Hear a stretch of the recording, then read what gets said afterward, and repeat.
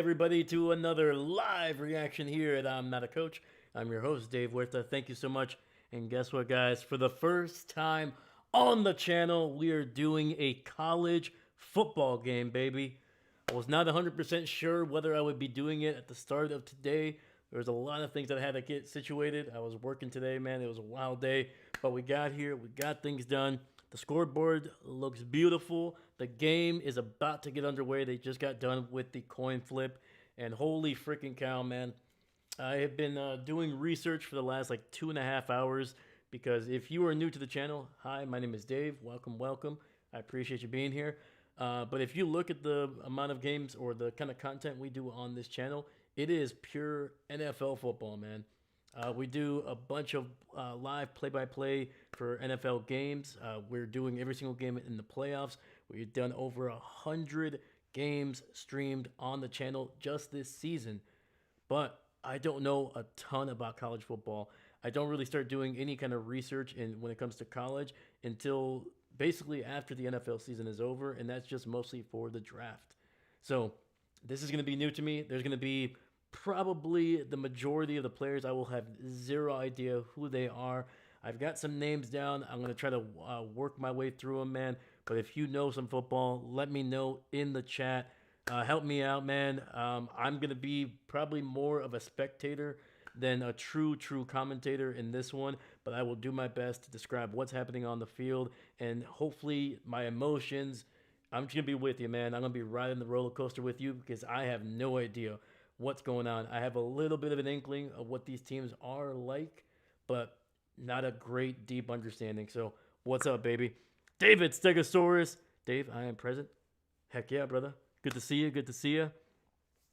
Seastrom, wait, what? You're live? I am live, man.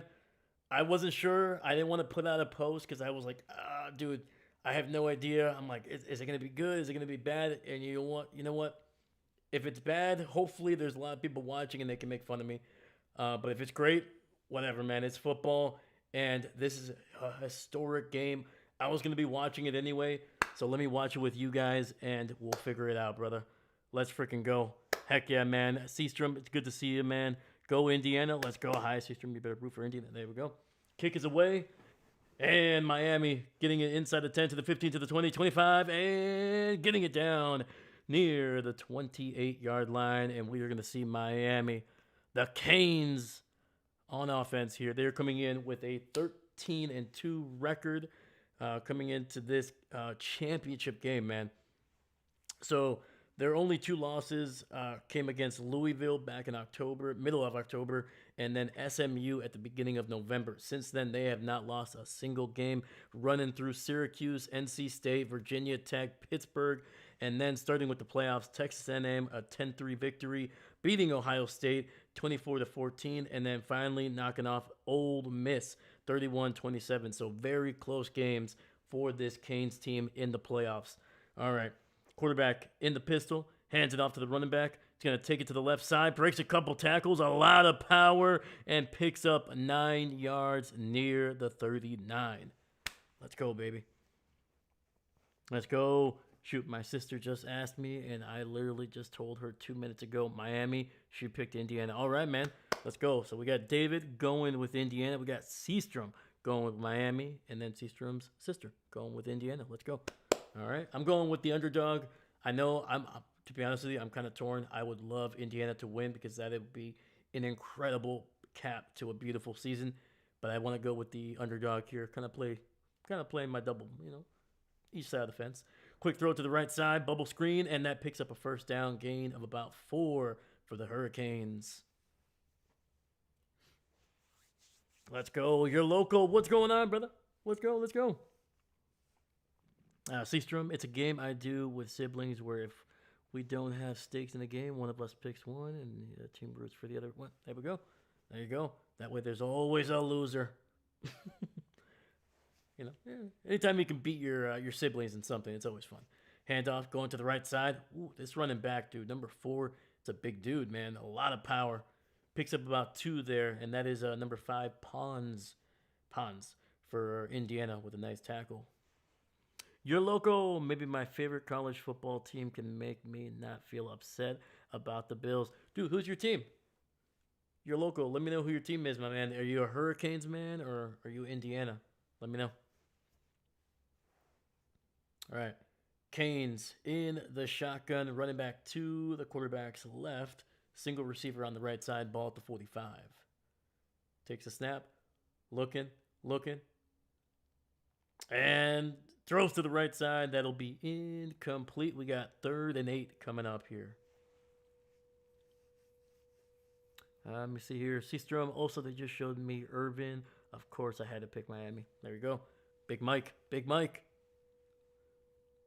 And from what I read, the quarterback for Miami is the former quarterback of Georgia. He transferred to the U this year. Beck is his name. Let me see, Dave, if we get a pick 6, will you do a spin move? You bet, man. I got you. If we get a pick 6, Dave is doing a spin move. Gonna bring it in, underneath the coverage there to number 10, and he will be tackled after picking up about 4 or 5 on 3rd and 8. So looks like the Canes are gonna have to punt this one. They just barely got past midfield, I think. Nope, didn't get past it. They're around the 47. Great tackle there by number 21, dude. Number 10 nearly able to loop around him. Would have picked up the first. All right, we got 12-20 here. Punt is away. It's a good one. And it'll be fair caught inside the 10-yard line. Let's go. Your local Indiana all the way. Hey, there we go. Let's go. Also, I woke up to this today. Why did we not fire Bean? We fired McDermott. Hello. I don't know, man. Maybe the GM has a little bit more influence, man. Just a little bit. And to be fair, man, Bean, I mean, he's been able to build a decent team over the last couple of years, though. Not the case. But I'm pretty sure he was the guy that brought in Josh, right? Josh, a lot of the guys that they got now. So, yeah. I don't know. It's a weird one, man. Usually when the head coach goes, usually the GM goes, but yeah, dude, I was not expecting Sean McDermott to get fired today, man. I'm still not 100% sure if that's the right move. I don't know, man. But we'll see. We'll see who they get. Let me see here. We will forgive Seastrom for picking Miami in the name of maintaining tradition with his sister, but only if he says go Pack go. Well, yep, I can remember Carson Beck. My team in the SEC, after all, had to do a double take when I heard it was Miami in the playoffs. Yeah, sure, go Pack go. Woo! Let's go, man. Thank you guys for showing up, man. Like I said, wasn't sure. Even as I was doing the research, I was like, man, dude, I'm not gonna have enough time to really get to know a lot of these players, man. But we're gonna figure it out, man. We are gonna freaking figure it out. Either way, I was gonna watch the game anyway, so let's go. But welcome, man. Welcome, everybody, man. I appreciate you guys. Your local, can we rehire him, please? Are you talking about McDermott? Like I said, man, I think he's a good coach, man. You look at what he's been able to do in Buffalo. Look at what Buffalo was 20 years before Sean McDermott got there, and look at the 9 years he's been there. What it's been with him. Has it been perfect? No. Does he have blind spots? Absolutely. Every coach does, no matter how good they are. Andy Reid, Bill Belichick. We saw what Bill Belichick looked without Tom Brady. We've seen what Andy Reid did over there in Philly. Very successful, but at times not great. And we saw what he did before Patrick Mahomes, man. It's a combination. It's a combination of a good coach with a really good player and surrounding them with talent. That means talented coaches, defensive coordinators, offensive coordinator, positional coaches, and other guys. And finally, a little bit of luck. So I don't know, man. It's gonna be interesting what Buffalo does. Yeah. It's gonna be interesting, and honestly, it's gonna be interesting where Sean McDermott might land. I don't know if he's gonna be wanting to coach this year, but we'll see. But yeah, dude. Dave, since you don't know the players, you could just make a nickname like Jelly Bean throws a marshmallow with a catch. He tackled after a gain by Mousetrap. I like that. I like that. I'll test it out. I'll test it out. All right. We got Mendoza in the shotgun. Jelly Bean to his right. Running back. Quick throw to Mousetrap over there on the right side. Makes a man miss. And that's going to be a gain of 10 for number 3 there.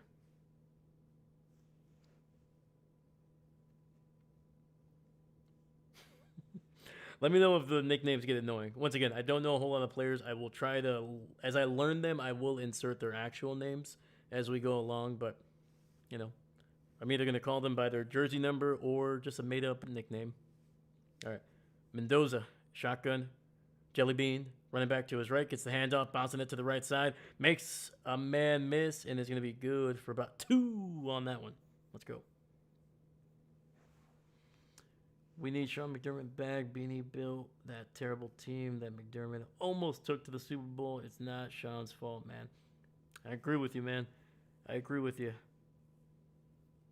I don't know. It feels like maybe like Sean McDermott was like, hey, do you guys really want me back? Like what? You know, maybe it was like a mutual thing. You know, the fact that they didn't let him like resign, kind of like Mike Tomlin did, kind of shows me that the Bills were ready to move on, I guess. It's going to be a quick throw to the right side, and that picks up a yard on the play. That sets up a 3rd and long for the Hoosiers. I was honestly surprised Buffalo fired their heck. 100%, man. 100%. David, you liking the nicknames? I got some more. I'm thinking of some really interesting names here, man. Y'all think he goes to another NFL team? If he doesn't coach this year, I think eventually he will be a defensive coordinator. Mendoza, 3rd and 8, pressure. Big Papa chasing him down, and that's going to be incomplete. The Heisman Trophy winner unable to really stay in the pocket and find somebody. Is that Sean Taylor? Sorry, Jason Taylor, not Sean Taylor. Woo, man. Look at that dude. Number 12 there, the linebacker for Miami, Big Papa. That's what I'm going to call him. Because he just absolutely bulldozed through Jelly Bean there on the running back for Indianapolis. Sorry, Indiana. It's going to take a while. I'm pissed. Why, Bills? Why? My weekend go was 10 for 10. Hey, there we go. Please come back, Sean.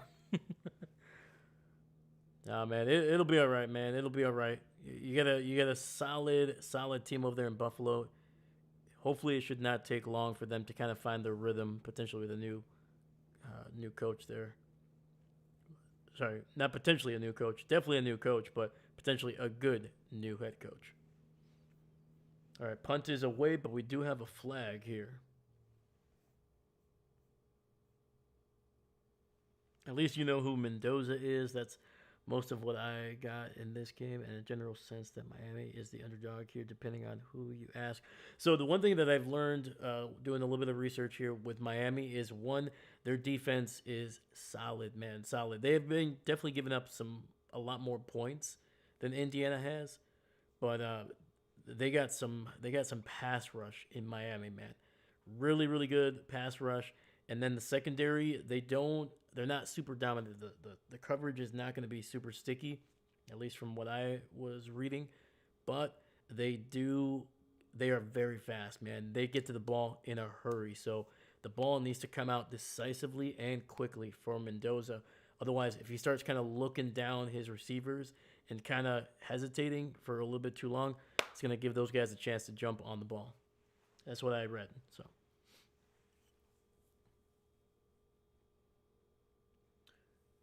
Your local, no, it was not 10 out of 10, more like negative 500 out of 10. Sarcasm is epic. That's fair. That's fair. Steve Strom, also, both of these teams have had remarkable turnarounds compared to 1 or 2 years ago when we were not good, if I understand correctly. That is 100% true, man. So I've done it once again, done a little bit of research. So this is going to be Miami's first title game that they are playing in since 2001. To put that into perspective, I'm pretty sure none of the players that are on Miami's team were born the last time Miami made it to a title game. It's been a long time. 25 years going on at this point.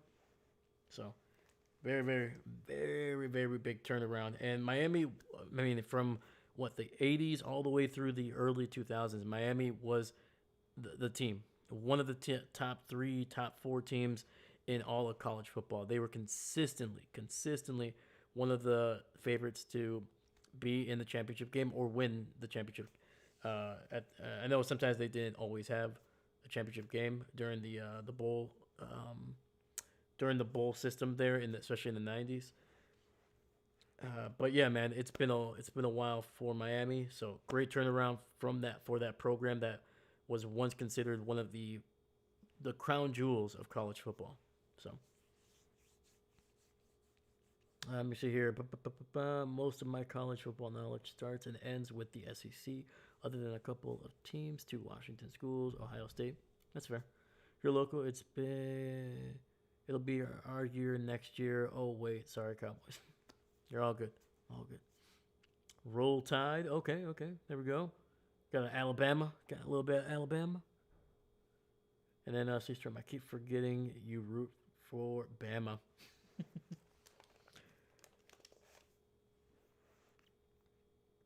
All right. So, talking about Indiana.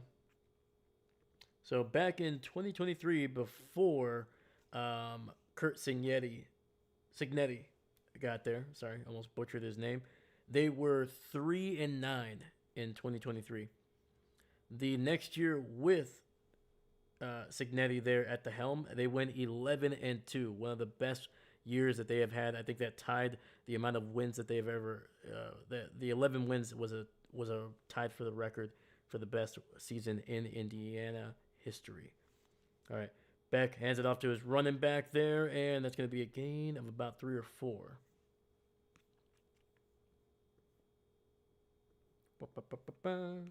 And then obviously this year for Indiana, they are a perfect 15-0 coming into this game, trying to finish off what would be, I think, is it the second undefeated season since they made the playoffs, since the playoffs kind of were instituted a handful of years ago. So a lot going on. All right, we got Beck in the pistol.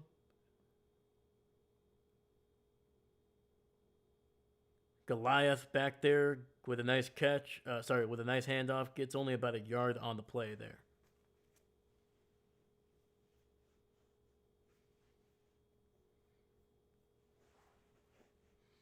Kurt Signetti is always mad, even if they're winning by 500. He's pissed off. Hey, you gotta keep these guys motivated all the way.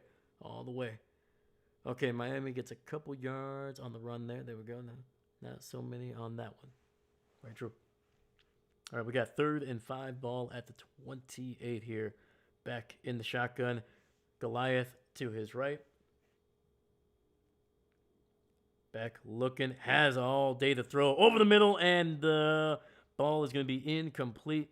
Great coverage there by Maverick, number 7. Oh, man.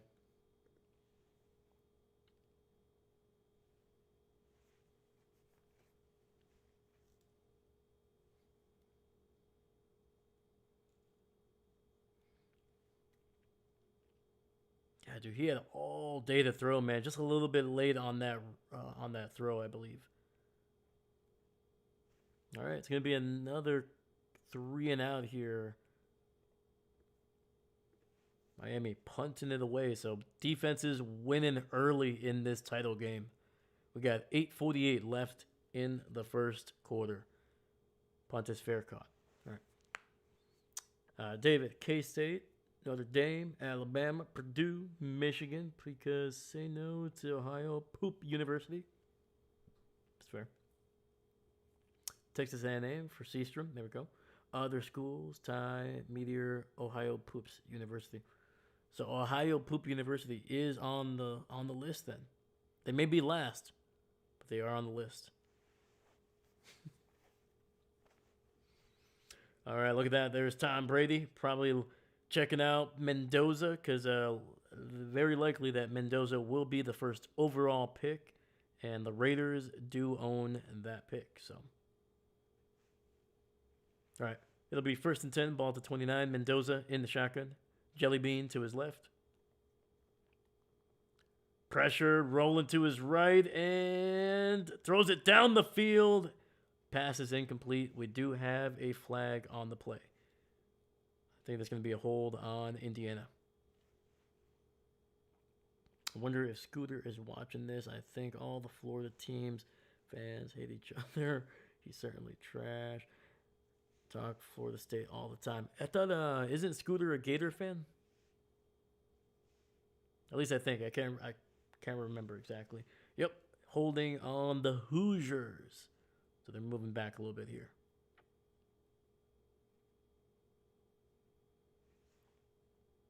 So while we wait here, this is what Indiana was able to experience this season. So they're the number 1 seed. Been a while since they've been that. First time that they finish the regular season perfect. No ties, no losses in their entire program's history, which goes back to 121 years ago. So, long time. Little play action. Mendoza hits his receiver. Number 3 going down the field across the 40, and that's a first down. And a big explosive play for the Hoosiers, getting it down near the 44. Let's go, man. Finally, a little bit of a crack in these explosive defenses, man. Look at that, dude. The play action, sucking in the linebacker just a little bit to give that the receiver Omar Cooper a chance to get behind there on the crossing route. Mendoza in the pistol, hands it off to Jelly Bean, goes up the middle here, and is able to pick up about 4. He absolutely is a Gator fan. There we go. Also 100% agree with you, David. Scooter is the embodiment of needs to stop talking 30 seconds earlier than he does. But the good thing is, Scooter seems like a good dude. So, and I think there's going to be a false start on Indiana here.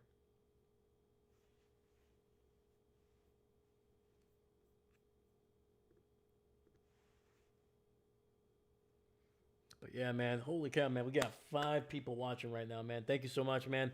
Welcome. Yes, we are doing a college football game.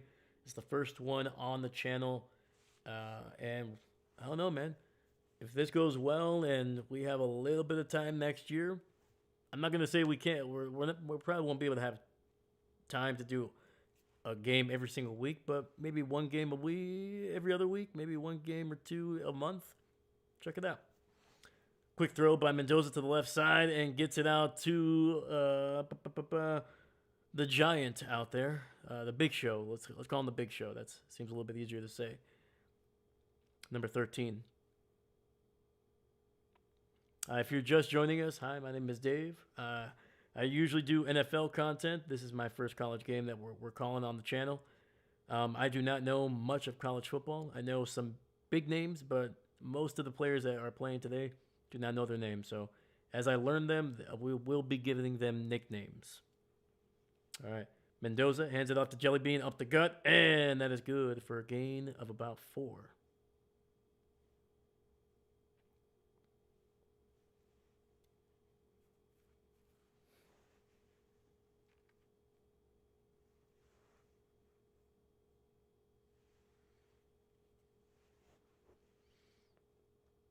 All right, Indiana at the Hurricanes 42 here. I think this is the first time either of these offenses have been on their opposing side of the field. So Mendoza switching things up in the shotgun. Jelly Bean to his left. Mendoza with time finds the big man, his tight end, for a first down inside the 35. And the Hoosiers are moving down the field here, man. So, continuing with Indiana's season, first time they finished a regular season with a perfect record, no losses, no ties. First time they have been to the Big Ten championship game, specifically. First time that they have won a Big Ten title since 1967, and the first time since 1945 that they did not have to share the Big Ten title. All right. Play action, gets it out to the Big Show there, number 13 on the left side, able to tap the toes in, picking up about 5 yards. Second down coming up.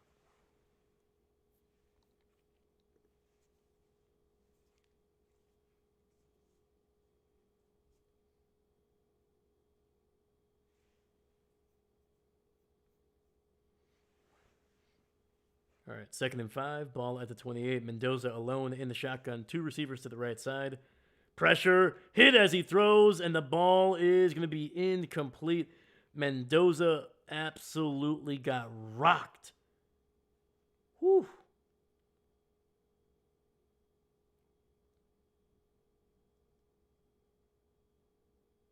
And that was Turi, number 1 there. Just laying the wood on that one, dude. Jeez.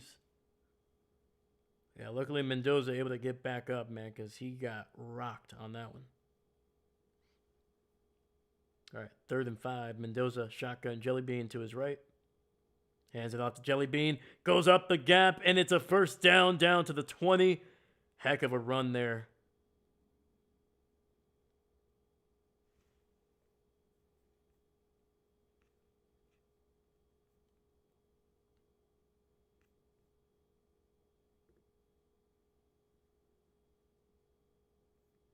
Yeah, eventually I do have to learn this running back's name, man. He's gonna be featured quite a bit.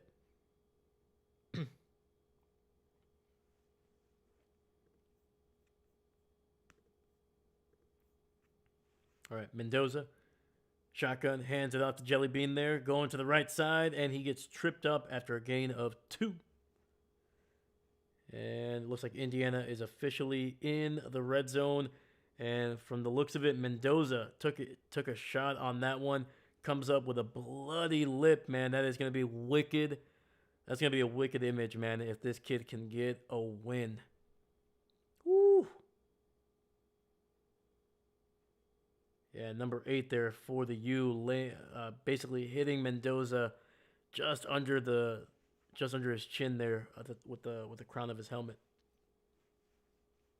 2nd and 8. Mendoza keeping it himself, and he will lunge forward for a gain of 2. 3rd and 6 coming up. Ball at the 16. David, if he makes it to the NFL, you totally should refer to the running back as Jelly Bean. Absolutely, man. Let's see here. I do have the rosters pulled up, man, but unfortunately, Wikipedia is not amazingly organized. And ESPN has, unfortunately, their backdrop is way too bright right now, man. So, give me 1 second to find these players. All right, Mendoza, shotgun, Jelly Bean to his right, lofts one up to the right side, and that's going to be incomplete. 4th and 6 coming up, and I think Indiana is going to settle for a field goal here, trying to get some points on the board.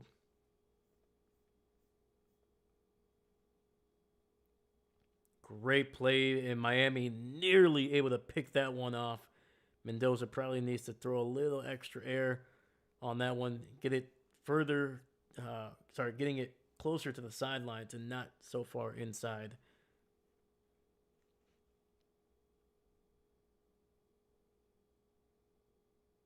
All right.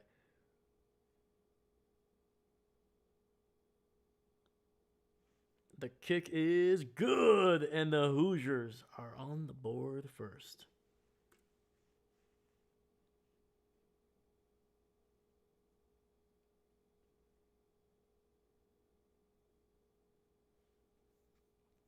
Let's go, baby.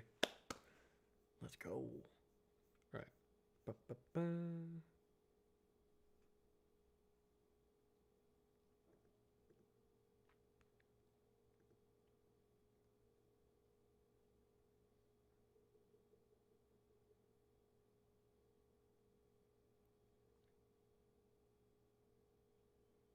Oh, there's a Wisconsin Badger, or a former Wisconsin Badger, on this Indiana team, man. I know I saw his last name, and I was like, that name is very, very specific.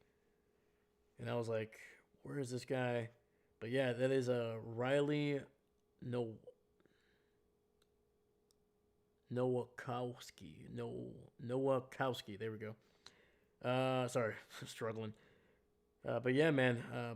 Went to Marquette High School in Milwaukee, Wisconsin. Played for the Badgers for looks like 5 seasons, man. Starting from 2020 all the way through 2024, and then finally transferred as a redshirt senior to Indiana, man. So happy for him, man. Let's go.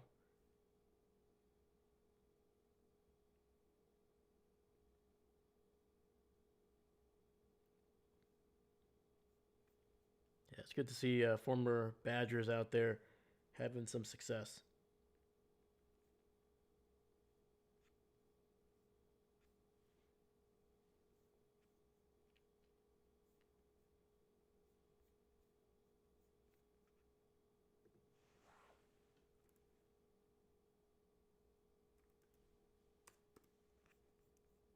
All right, guys. What do you guys think so far, man? What's your prognosis for the first couple drives here?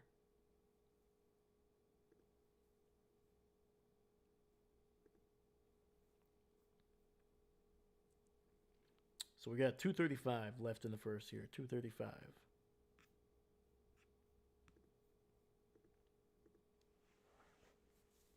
Holy cow, man. We got 11 people watching right now, man. Thank you so much, man. I appreciate you guys. Welcome, welcome to the channel. This is our first college game that we're doing on the channel. I'm usually an NFL guy, man. I'm not going to lie to you. Don't know a ton about college football, but I did do some research, a couple hours of research before the game, and I'm going to try to give you guys the best content that I can as I learn some of these players, these programs, and go from there. Yeah, one thing to definitely look out for, man. Mendoza getting a busted lip there. Got a hit from at the with the crown of with a Miami helmet. Probably should have been a flag, but we'll see. All right, Hoosiers kicking it off to Miami here. Caught inside the 5, return to the 10, to the 15, to the 20, and taking it across the 25 down to the 26.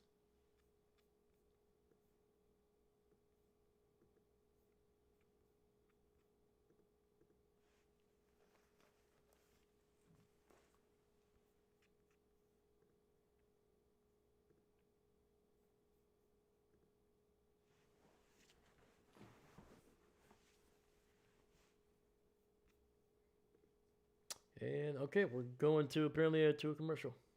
What the heck?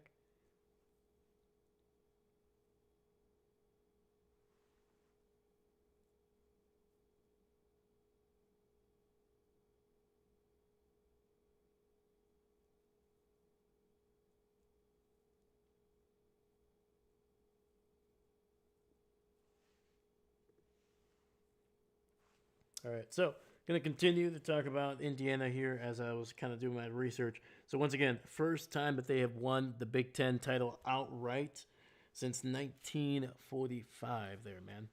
So it's not their last Big Ten title. They won one in 1967, but they had a tie.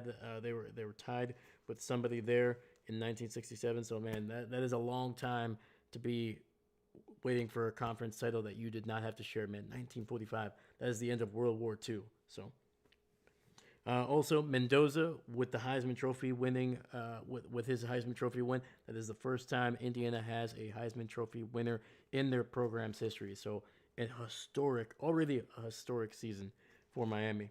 But obviously, with some massive, massive victories for this season. Let me see here. Let's. So yeah, once again, they are undefeated, a perfect 15-0, trying to finish off a perfect season here in the college football playoffs. Started out with a big win over Dominion. Obviously had some big victories over Oregon in mid-October there, beating Michigan State the next week. Able to knock off Penn State. That was the first time that they were able to beat Penn State at Penn State in their program's history. Obviously, Penn State not great this year, but regardless, massive. Unfortunately, they were able to trounce my Wisconsin Badgers 31-7. Tough game. Don't want to talk about it. But after that, able to beat Ohio State in December, early December, 13-10. Then they went over and knocked off the Alabama Crimson Tide, 38-3. And then obviously early this month, able to knock off Oregon 56-22. So some big victories for Indiana the last two times that we've seen them, and we're going to see if that offense can continue to be explosive. Miami is a very different defense, man. Oregon, great defense, but Miami is once again, we talked about it. They're physical. Their front seven they got a lot of big guys there, man. And we've already seen some of those guys deliver some big hits against Indiana. So let's hope they continue to put a little bit of pressure on Indiana, man. Let's go. All right, we're back here. We got 2:36 in the first. Beck in the shotgun. Running back to his right. Looks, throws to the right, and that ball is tipped and incomplete. Beck needs to have a little bit of extra air. Indiana nearly got an interception on that one.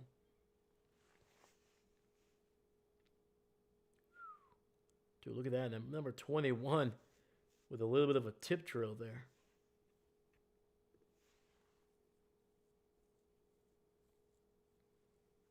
All right, we got 2nd and 10. The former Georgia Bulldog back in the shotgun, running back to his left. Ball at the 26. Quick throw to the right side, and sticky coverage by the Hoosiers, and that's another incompletion there. 3rd and 10 coming up.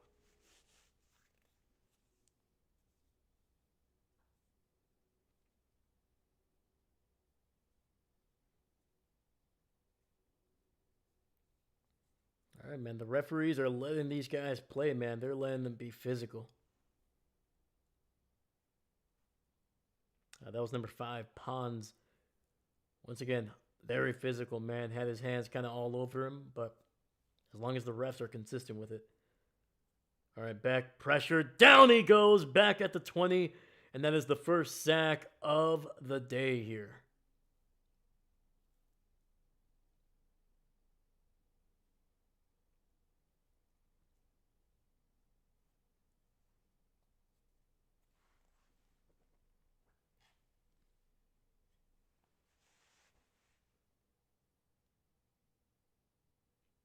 Yeah, that was number 4 there, Fisher, able to just kind of do a little bit of a double move, almost juked out the blocker there. I think that was the running back trying to slow him down. Did not work. It's not going to be actually, I was going to say it's not going to be a great punt, but gets a great roll inside the 30 down near the 27, and that's where Mendoza and this Hoosiers offense take over.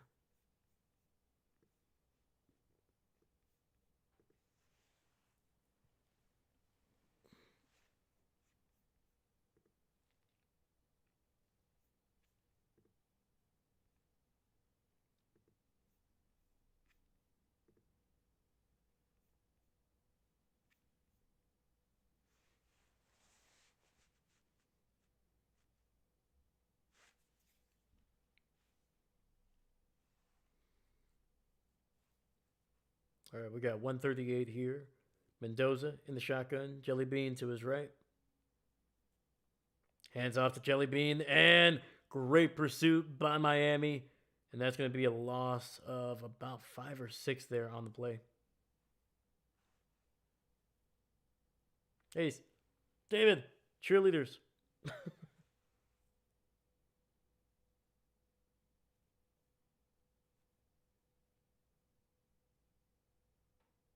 Dude, great pursuit, man.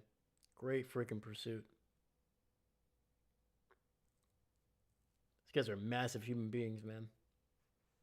All right. 2nd and 16, ball to 21. Hand off to Jelly Bean, and he is wrapped up after picking up a yard on the play. That was big, number 99.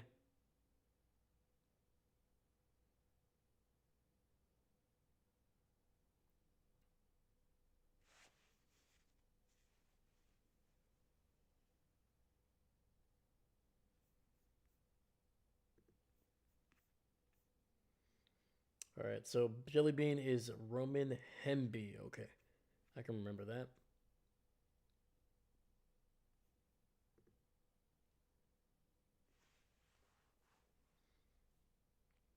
Third and 15, Miami.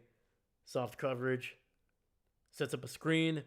And Hemby trying to use his blockers, but unfortunately, great angles by this uh, Miami defense. And they take him down after a gain of about 4 or 5. All right, man. That's going to be the end of the first. Let's go. Woo! Oh, I don't have video feed. Ah. Gotcha. All right.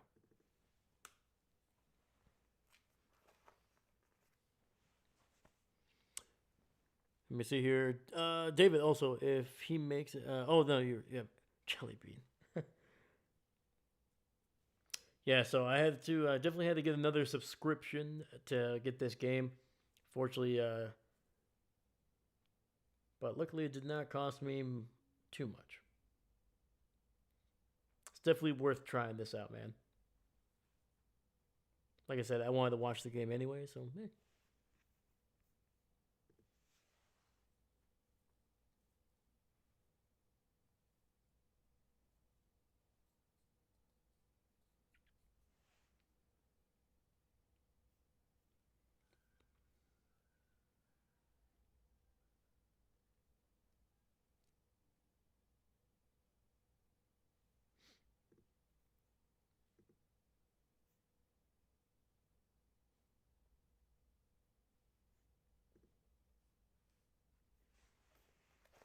all right. So let me see here. So we're talking about Indiana still. Mendoza coming in here.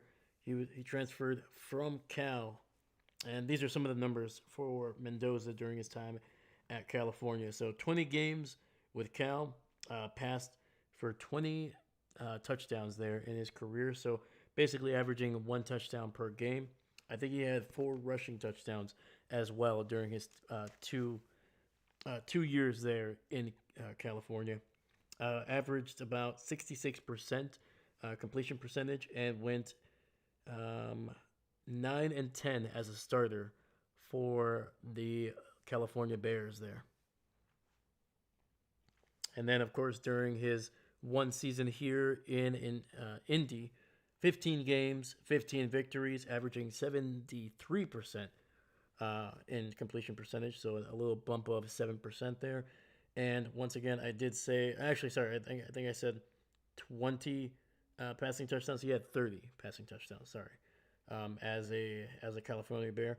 And here he has this season for the Hoosiers 41 touchdown passes to just 6 interceptions.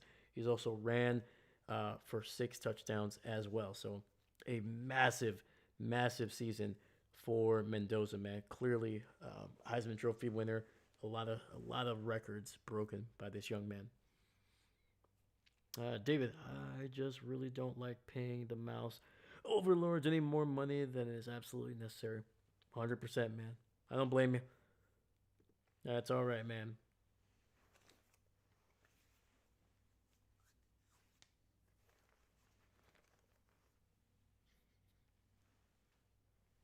Yeah. Once again, it did not cost me a whole lot. It cost me less than $10 to get this game. Actually, half of that, actually. So not bad. So I was like, you know what? $5. Yeah, why not? All right. And the punt is away. And number 10, able to get out of a couple tackles to the 30, 35, across the 40, and down to the 42. And that's going to be Miami's best start for a drive here today, man. Hopefully they can get some points on the board.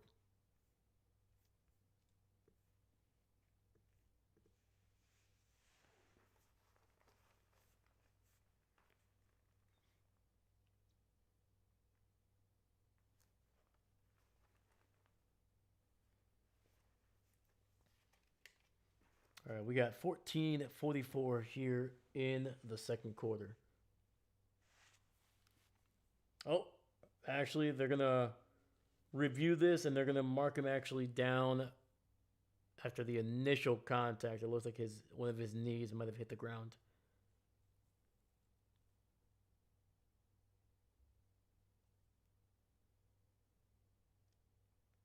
Yeah, so it looks like they're going to move this ball just, I think, just inside the 34. Sorry, the 35. I mean, yeah. So far, Miami just 18 yards of offense. All right, Beck in the shotgun, hands it off, and that's going to be a run of just a yard on the play here.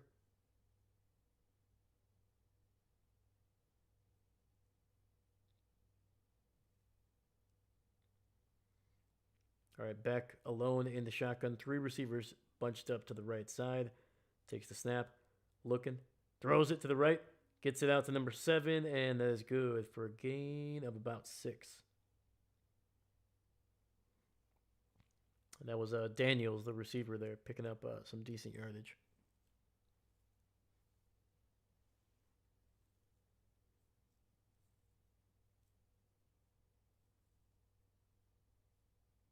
So, David, how closely have you followed Indiana this year?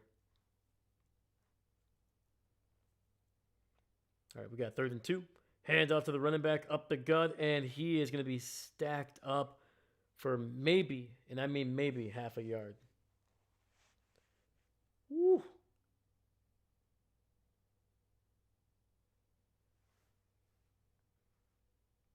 And it looks like Miami is going to punt the ball here, man.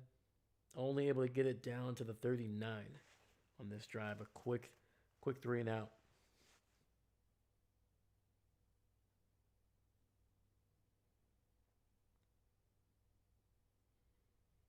Yeah, right now, man, Miami is struggling offensively, man. Have not really been able to move the ball. Once again, before this drive, they only had 18 yards of total offense. I think they only had 8 on that drive, so not significantly better. And the ball will be fair caught right around the 15.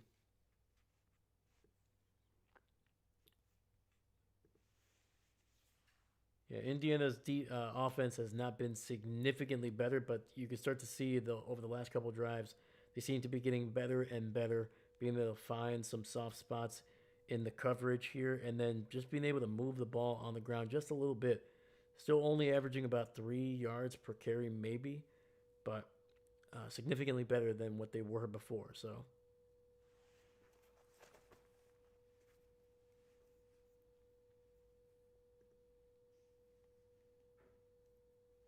but yeah, man. Hey, dude, we got 11 people watching right now, man. Let's go. Hey, welcome, man. Appreciate you guys being here. Thank you. My name is Dave. On the channel, we usually do mostly, almost exclusively NFL games. But today I kind of said, hey, man, let's check it out, man. It's going to be a historic game, and let's get it on the channel. So, first off, welcome. And yeah, man, if you want to stick around, please leave the video a like, subscribe if you haven't. And once this game is over, we will be doing next week. We'll be doing every single playoff game. So far, we did 6 games last week. We did all 4 of the playoff games this week, and we're going to do the 2 championship games next week as well. So if you're looking forward to that, stick around, my man.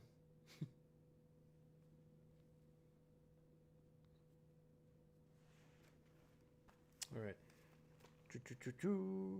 And then coming in with Kurt Signetti is the head coach there for Indiana. So this is kind of his recent history of his last program. He was there with the University of James Madison.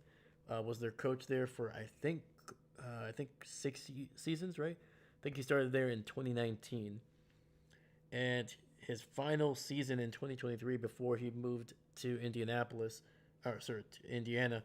He finished that season 11-1 for James Madison, by far one of their best in their school's history, and compiled a 52-9 record for that program, man, which is incredible for a program of that kind of size and stature.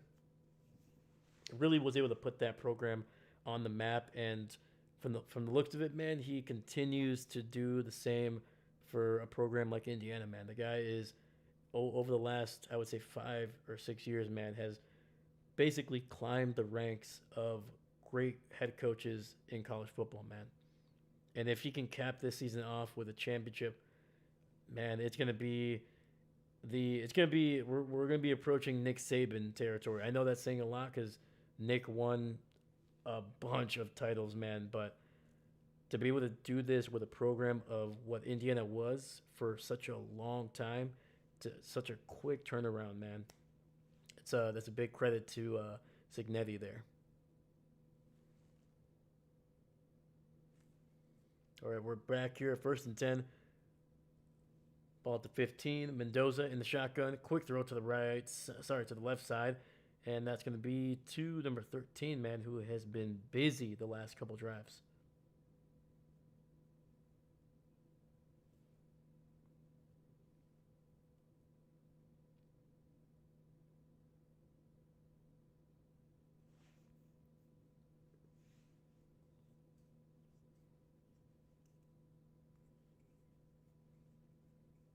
All right, 1st and 10. Ball at the 27-yard line. Mendoza in the shotgun, running back to his right.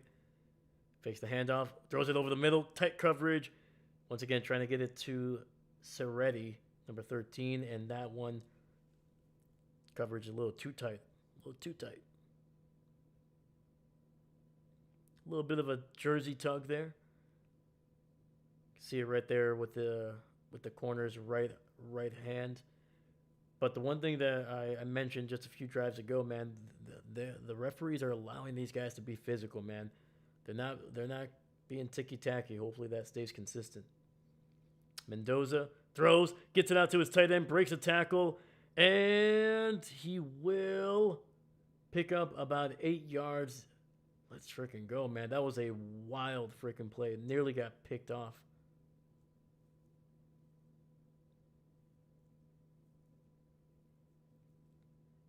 And Mendoza still with the bloody lip there. Looks like it's slowing down, man. Took a helmet right to the chin.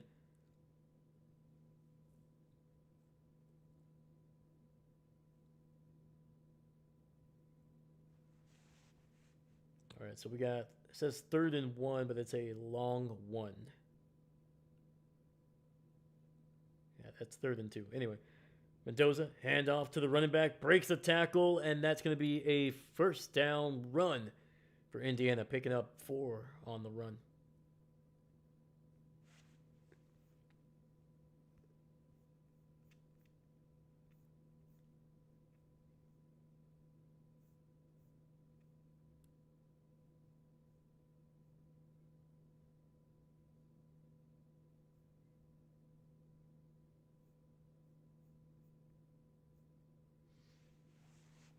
All right, ball at the 39. Mendoza in the pistol. Hands it off to one of his running backs there. And Hemby nearly breaking loose. Only gets a yard on the play, but if he was able to withstand that hit, there was a lot of green in front of him. A lot of green.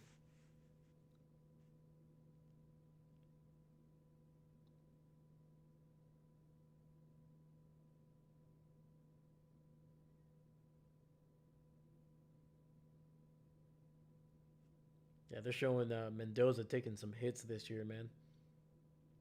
2nd and 9. Mendoza, shotgun, running back to his right. Hands it off.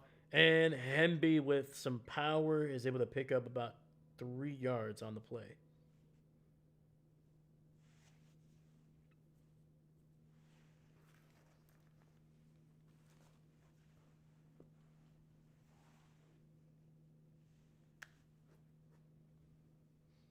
All right, pressure. Throws it to the right side, and that is going to be incomplete. 4th down coming up. And, oh, we got a flag. We got a flag. We got a flag. And from Miami's reaction and their head coach, it's going to be on them.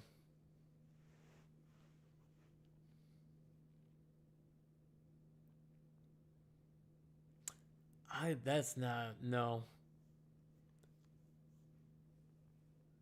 Because if you look at Seretti, the receiver there, he's also grabbing too. They're both jostling for position. That's not a penalty. Not the way that they've been calling it. That's a ticky tacky. That's ticky tacky right there.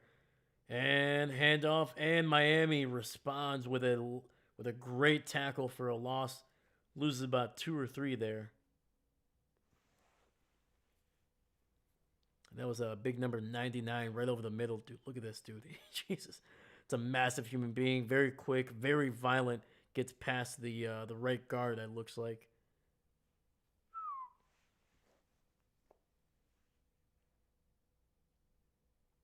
Sorry, actually, I think he beat the center on that one. All right, Mendoza, shotgun, running back to his right, hands it off to Hemby, and Hemby only good for about a yard on the play. It'll be third and I think 13.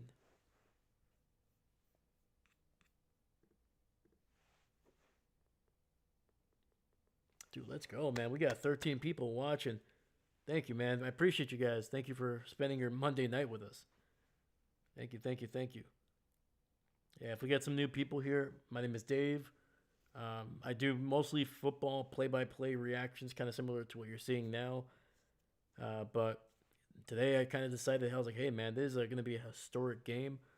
Let's document it. So I definitely know more football than NFL football than I do college, but we're making our way through it, man. So thank you for being here. I appreciate you. If you get a chance, please leave a like on the video, subscribe. It helps out the video, it helps out the channel a ton. It's a great free way to support me as well, man. Thank you. All right, so we're on the commercial break here.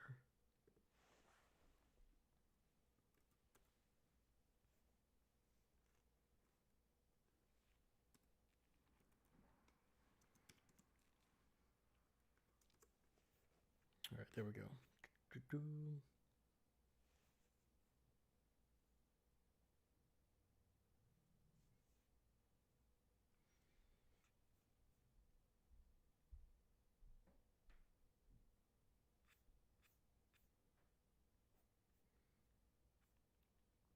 Yeah, I don't really like. I don't have any skin in the game. I'm not an Indiana fan. I'm not a Miami fan.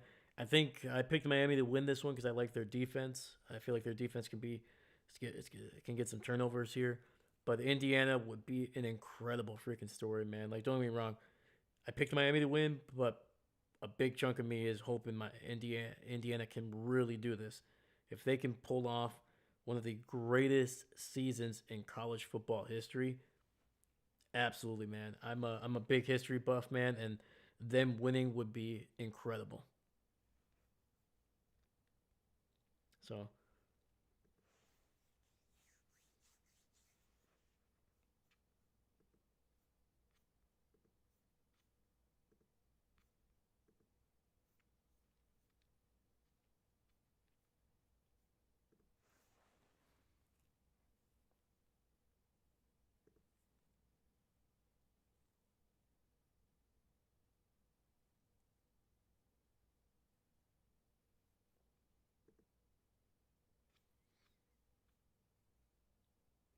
yeah, so far for Miami against the uh, the Hoosiers defense, three possessions, sorry, four possessions,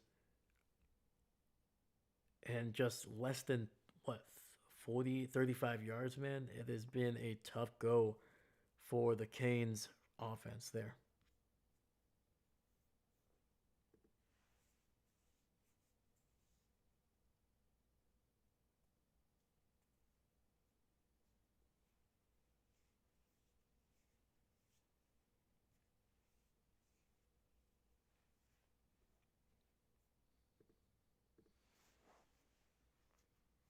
All right, we're back from the commercial break here. It'll be third and 13 for the Hoosiers here. Let's see what they can do. They've only been able to hit one big play in the passing game. Otherwise, it's been a bunch of stuff along the sidelines that picked up like 5 yards. Oh, I think they got Miami to jump off sides. Throws deep, and that is incomplete. Mendoza taking a shot on that one, dude. He has been hit at least three or four times in this game so far, and they've been some strong hits. Got hit from the blind side there on a corner blitz.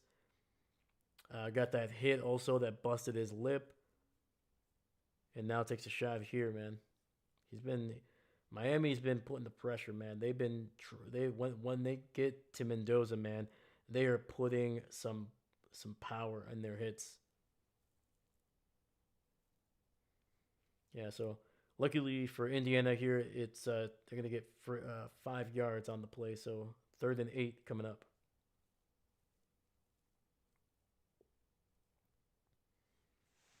Miami showing pressure. They got 5 on the line. They sent all 5, and a big run to the 30, 25, and down to the 22, and that is Black with a massive run up the gut, able to break a tackle and almost got loose on that one. Look at this. Look at that hole, dude. The center going to the right side. Anyway, quick throw to the right side, and number 3 able to get it down just around the 20. Pick up a 3. But look at this. Look at this broken tackle. Great job, man. Stiff arms the safety to pick up an extra yard or 2. And I'm pretty sure Black has been the more effective of the 2 backs.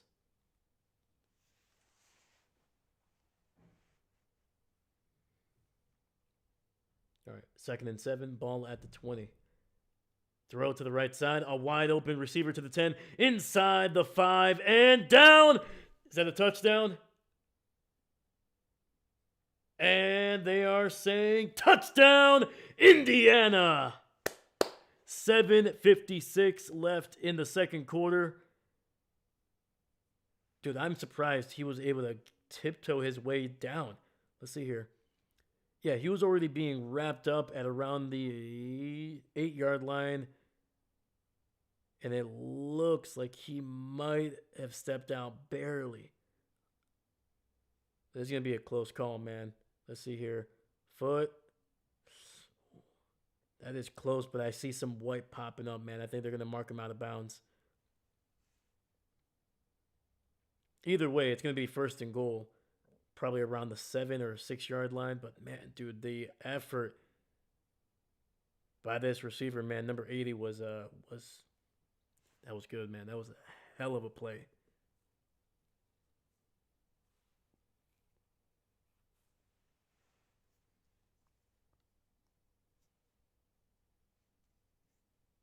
All right, so it looks like they're still trying to figure out some stuff here. Play is under review, so. But hey, if you guys get the chance, please leave a like on the video, subscribe. It lets YouTube know that people are liking this. The video gets kind of recommended to other people as well, man. It helps out the channel a ton. So thank you so much. Yeah, hopefully your weekend was great, man. Hopefully you guys got a chance to watch some football.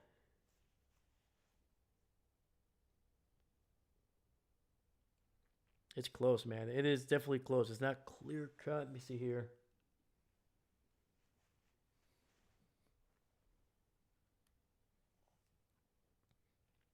And it'll be overturned. It'll be 1st and goal at around the 6, it looks like. But yeah, man, Becker, number 80, literally was being wrapped up at the 7 or 8-yard line and just kept freaking fighting for more yardage. Yeah, if he stepped out of bounds, man, it was by like a single cleat.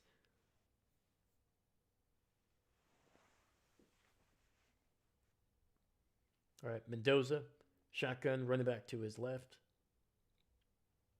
Black with the handoff up the gut, and he is going to be wrapped up after a yard on the play, getting it down just inside the 5.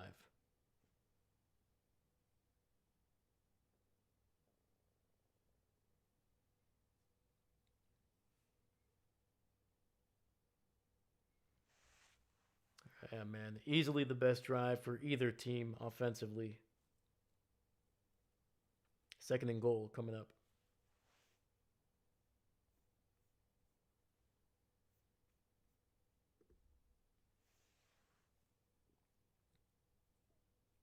All right, Mendoza, shotgun, most like Hemby to his right.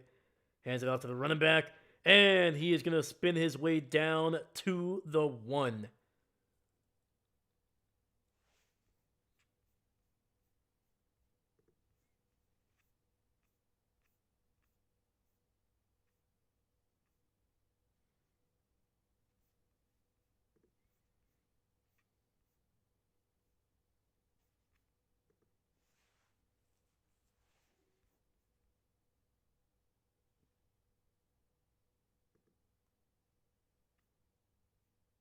And actually, that was a Keelan Black with the carry.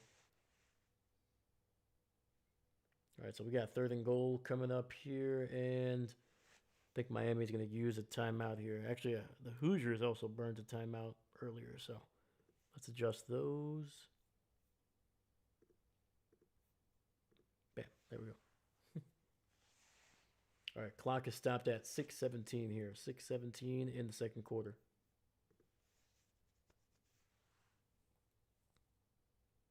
All right, commercial break. Let's go.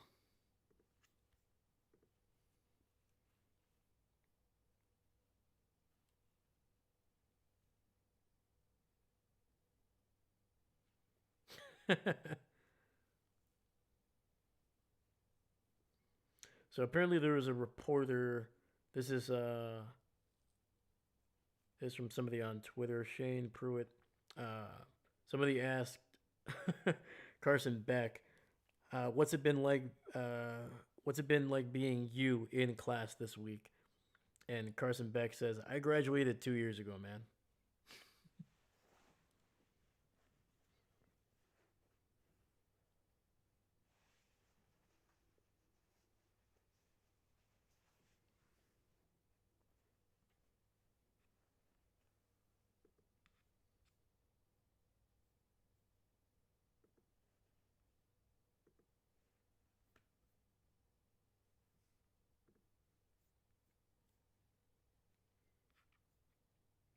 Yeah, looking at the stats here, man.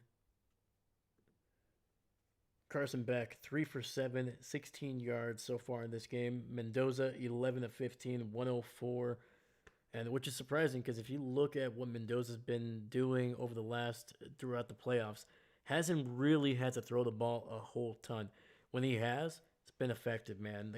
What's the guy scores a lot of touchdowns, but they've been using him sparingly. Sparingly, they like to get the ball in on the ground and just control the clock, control the game that way.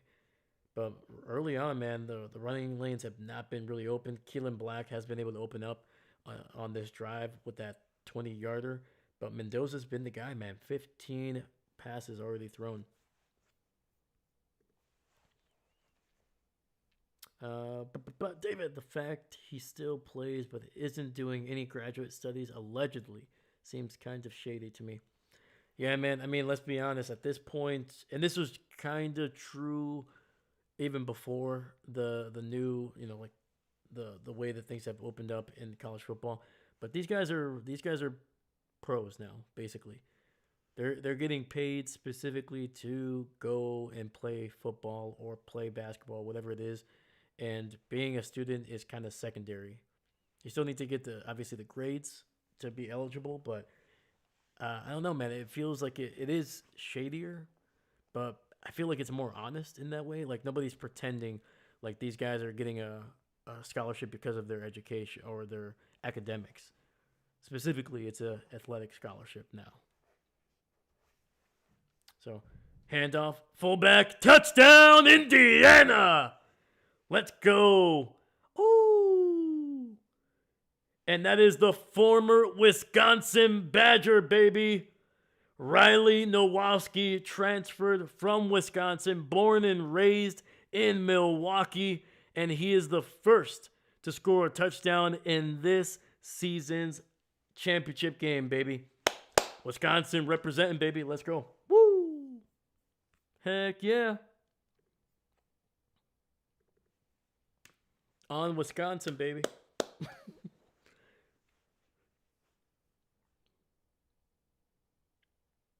And the extra point is good. And if you guys didn't know, I live in Wisconsin. I was born and raised here, man. Packer fan, Badger fan. I'm a homer, all the way. So, so yeah, man. Anytime a Wisconsin Badger, former or current or whatever it is, anytime those guys are having some success, I am always gonna mention Wisconsin, man. Look at that, dude. Let's go. Heck yeah, baby.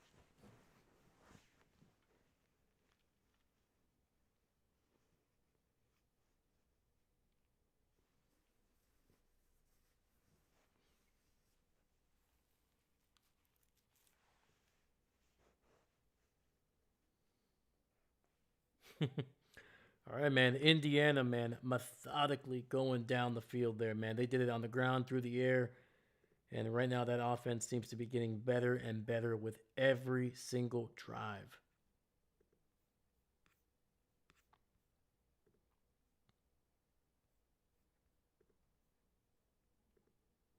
All right, kick is away, and it's a touchback, goes into the end zone. Yeah, that last drive by Indiana, 14 plays, 85 yards, and took nearly 6:45 off the clock.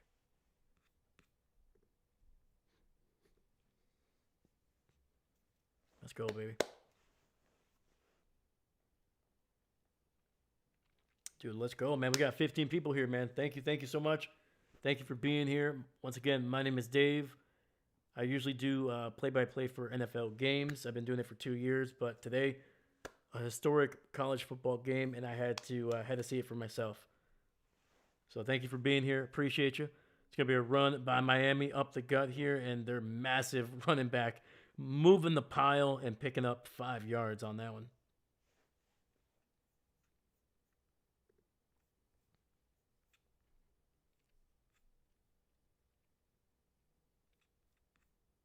And that was Mark Fletcher, number 4. Man, he's basically been their offense for the most part.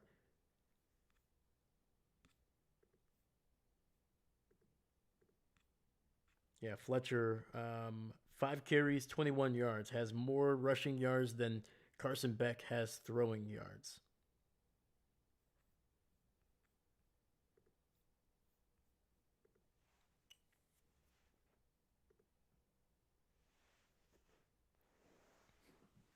All right, 2nd and 5, ball at the 30 here. Beck in the shotgun, hands it off to Fletcher, and he is tripped up, nearly broke loose, picked up about 3 yards, but could have had a lot more, man. He was looking deep down the field. Look at this, dude. Barely gets tripped up by number 46. Actually, that should be tripping. That 100% should be tripping by Jones. The Hoosiers getting away with one there. All right, 3rd and 1. Handoff. Running to the left and gets nothing on that one. And just another drive for the Canes, ending in a 3-and-out.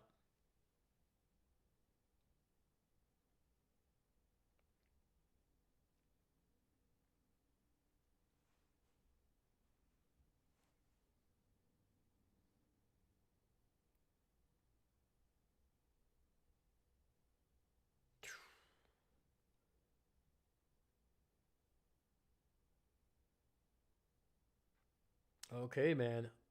On 4th and 1, deep in their own territory, the Hurricanes are staying on the field. They snap the ball, and it's going to be, oh, dude, it's going to be close. It's going to be close. Maybe with the second effort, he got it. I think both referees are basically right on the line. It would be karmic justice if they do get the first down, man, because once again, Jones getting away with a tripping call on 2nd down that probably would have resulted in a first down. And right now, the call on the field is a first down for the Hurricanes. And yep, right there. As he's fallen down, able to get right to the 35, and that is a first.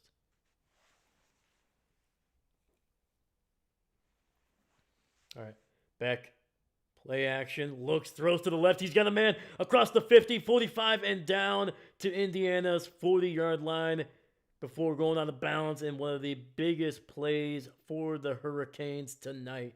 Let's go.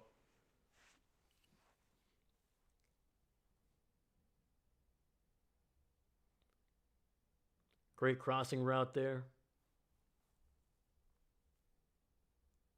Great touch there by Carson Beck.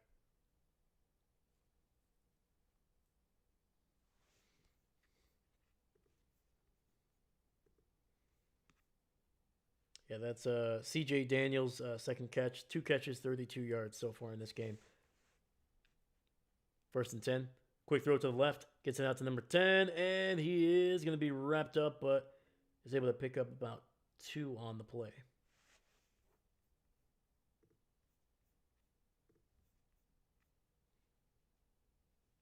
And that was Malachi Tony. 3 catches, 11 yards so far in this game. And we're approaching the end of this quarter, man. We got 2:15 on the clock. Clock is running 2:15. David, woohoo! Sorry, man. I missed your chat there, my dude.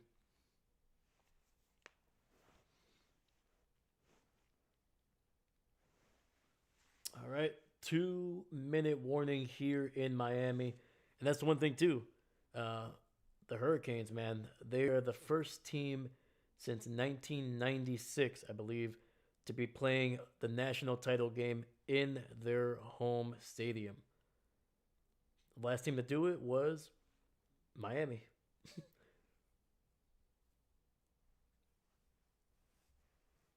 Yeah, but they did it. I think almost 30 years ago at this point.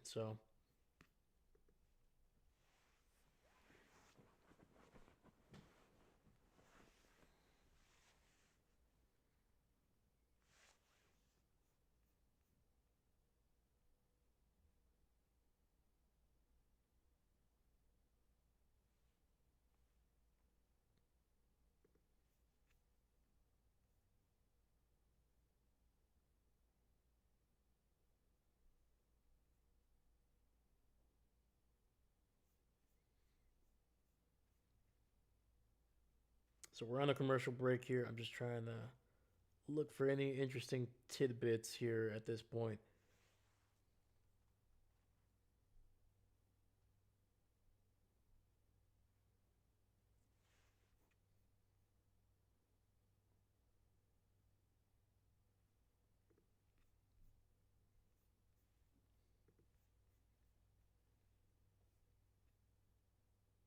Yeah, so far the Canes offense, man, is I mean, they've already almost sorry. They have more than doubled their stats coming after before this drive started, man. Carson Beck started the drive with 16 passing yards, and Fletcher, I think, was around 14 rushing yards. And right there, now Fletcher is at 26, and Carson Beck with 43 passing yards, man. So basically, went from having around 30 total yards of offense to about 60 plus now.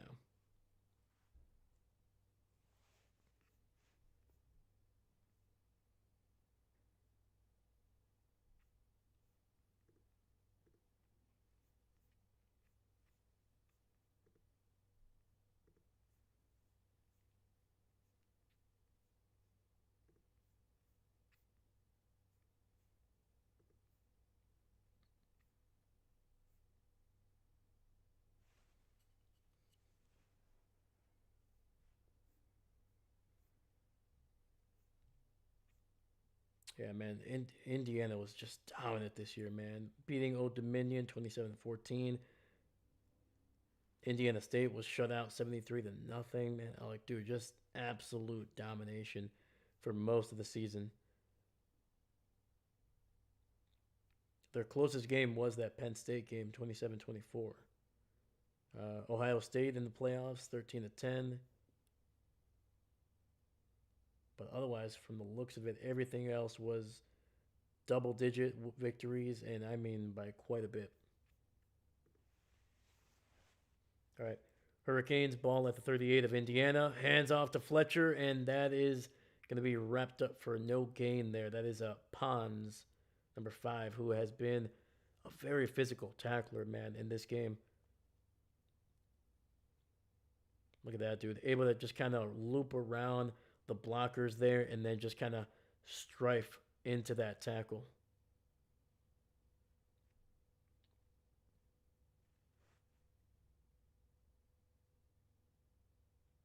All right. Back shotgun, running back to his right. Fakes the handoff, throws to the left, gets it out to number 0, and he is going to be good for about, looks like about 8 yards on that one. So 4th down coming up. I think if you're Miami, man, you gotta roll the dice here, man.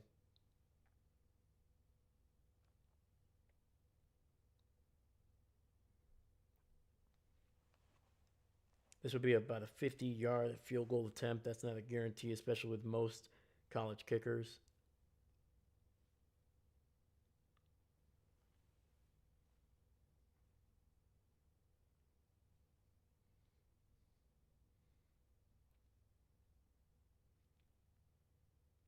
And they're going to call a timeout here, trying to make sure that Indiana cannot get anything going if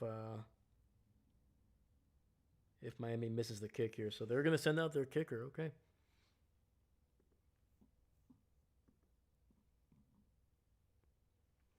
David, Miami should just take a knee.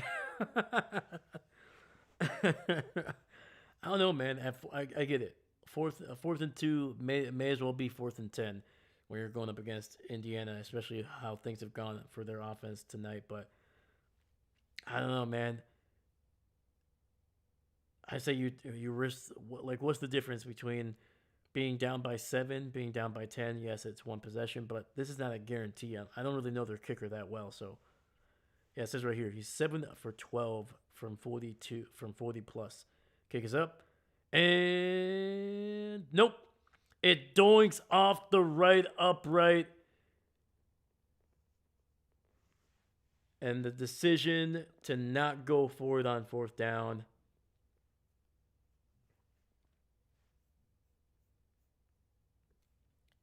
Blows up in Miami's face, man. 33 seconds left. Indiana does have 2 timeouts left, so if they can get an explosive play here that gets them across the 50, then maybe they have a chance to attempt a long field goal.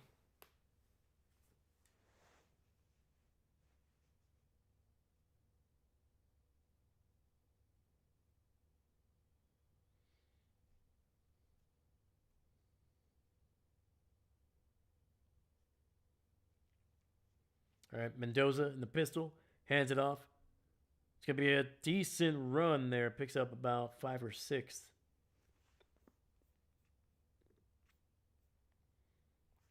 And that was a Roman Hemby with a carry.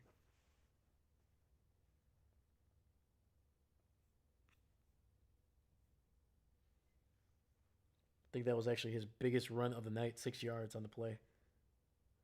Throws to the right side, and Mendoza, I think, is able to get it out to Becker, getting it somewhere around the 50-yard line.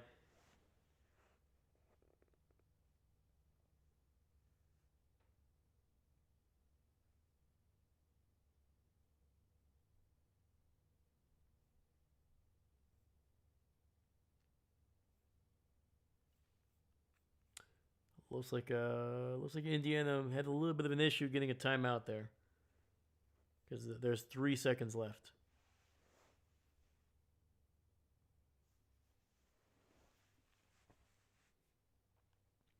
Yeah, it looks like Signetti was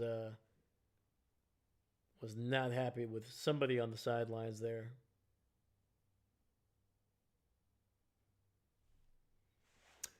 Parker Curry, what's going on? I am pulling for Indiana football to beat Miami. Hey, let's go. To be honest with you, I picked Miami to win. Not looking good on my part. But I think, I don't know, man. I'm also looking for them to win. It would be historical for what they've been able to do this year, man. So, but Parker Curry, man, welcome. It's good to see you, buddy. Did you get a chance to watch any? I think you were in one of our chats yesterday, right, bud? Did you watch all the playoff games this weekend, or just catching the one? Let me know. All right, Mendoza trying to step up, throws it deep down the field, and it's gonna be incomplete. Might have been picked off, maybe.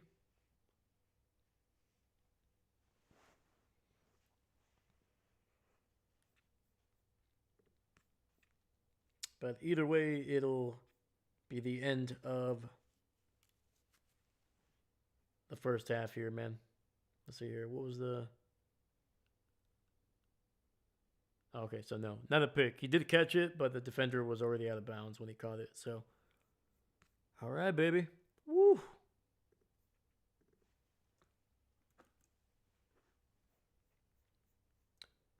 So did Signetti just not call a timeout after the initial run?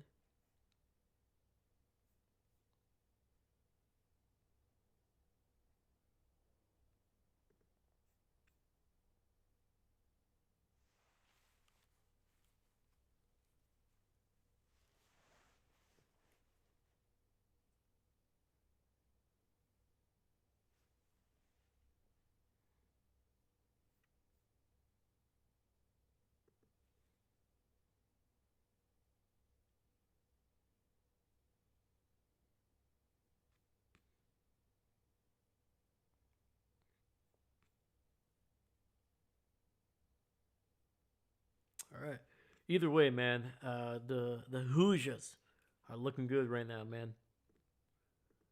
They started out slow, just like Miami, but the difference has been they've been able to get better and better as the game goes on, especially offensively. Their defense, I mean, shutout.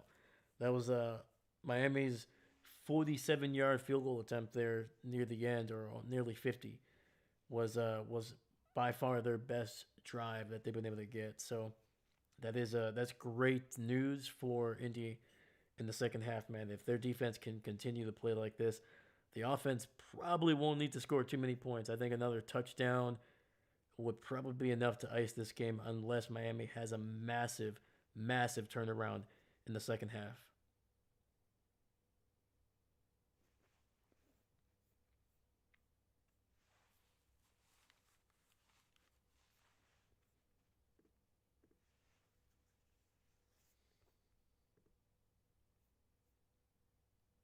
But let's check it out here. All right, box score at halftime here. We got Carson Beck, 6 for 10, 49 yards, no touchdowns, no picks. Mark Fletcher, number one running back there, 9 carries, 26 yards, averaging less than 3 yards per carry. Shamar Brown, 2 carries, 1 yard, and Carson Beck ended up losing 7 yards on, I think, what was basically a sack. CJ Daniels, 2 catches, 32 yards, and Malachi Tony, 3 for 11. And then Keelan Marion, 1 catch, 6 yards. That's basically it. That has been Miami's entire offense, and the majority of those yards through the air and on the ground came on that final drive that ended with a missed doinked off the upright field goal.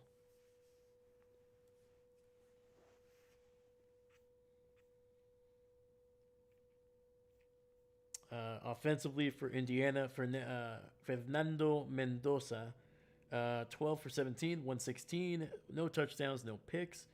Uh, Keelan Black has been probably the most effective running back in this game for both teams, to be honest with you. 7 carries, 43 yards, man, averaging over 6 yards per carry. Roman Hemby has more carries than Black, but he's only been able to get 7 yards on 9 carries, so less than a yard per play. Uh, Fernando, one run for 2 yards, and then finally the former Wisconsin Badger, the man out of Milwaukee, Wisconsin, Riley Nowalski, 1 carry, 1 yard, and 1 touchdown. That is the only touchdown of the game so far. Receiving for Indiana, Umar Cooper, 3 for 39. Elijah Surratt, 3 for 28. Charlie Becker, 2 for 27. And then Riley Nowalski, 2 catches, 17 yards, man. So Riley has been a big part of this offense, man. He's been able to touch the ball 3 times. Only has 18 yards, but once again has the touchdown that has been able to push this to a 2 possession lead.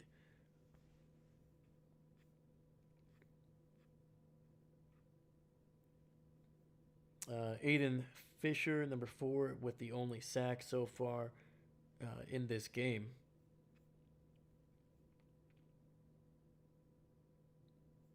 That's about it, man. It's been a defensive showdown basically for the most part, with Miami finding quite a bit more success there on offense over the last couple drives. There, once again, they started out slow, couple 3 and outs, couple of some suspect throws there by Mendoza early, but as the game wore on, they were able to find some more soft spots in the pass coverage against Miami, and then on top of that, the running game started to kind of get going a little bit with a big run by Black, able to kind of get them across the 50 and into scoring position on that drive that ended with a touchdown.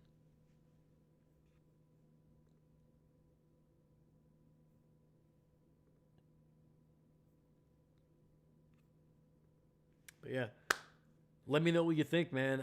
If we got looks like we got about 5 or 6 people still watching right now, man. I appreciate you guys. Thank you for sticking around during halftime.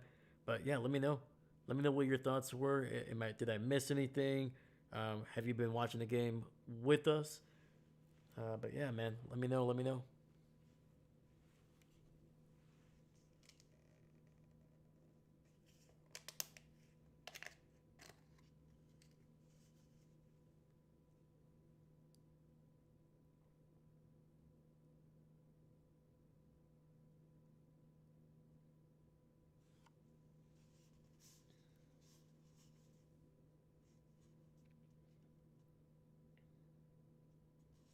Dude, how old is Carson Beck? That's actually one thing I want to know. I feel like he's been in college for like a decade. All right, let's see here. Carson Beck is a redshirt senior. He started with Georgia back in 2020. Okay, so probably had a that COVID year. Probably picked up a year there. So yeah, he's 23 and he's gonna be 24 by the middle of November. So not not too old. Usually about probably about a year or two older than most quarterbacks coming out today. But I don't think he was ever going to be a guy that somebody was going to be taking high in the draft.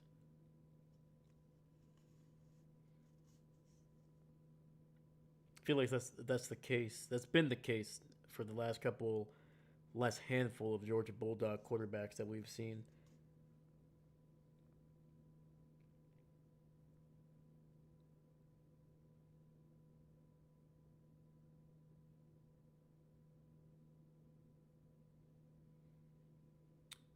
But I mean, can't knock back, man. Two-time national champion with Georgia back to back.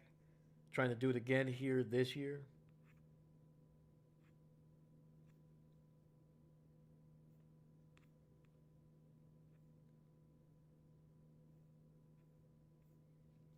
He's definitely going to get a chance to. He's going to get some looks in the NFL. I don't think he'll be drafted. If he is, it's going to be in the late rounds for sure. But I would be surprised if he does. But with a guy that won multiple national titles and technically still has a chance to win his third here with another program, I think he's going to get a couple looks. He's going to definitely be in camp somewhere this season, and we'll see.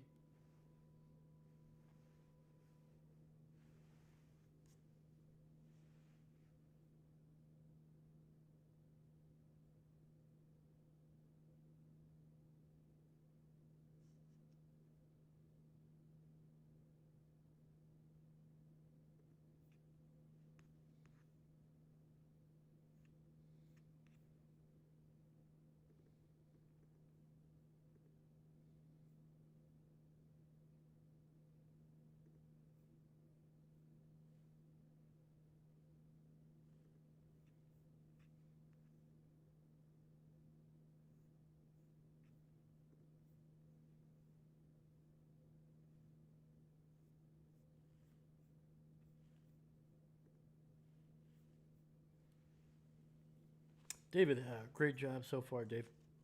Appreciate you, man. Thank you, thank you. So, David, have you been follow- How have you been following the game besides my commentary? Like, have you been on ESPN, Yahoo Sports, looking at the numbers, looking at like some of the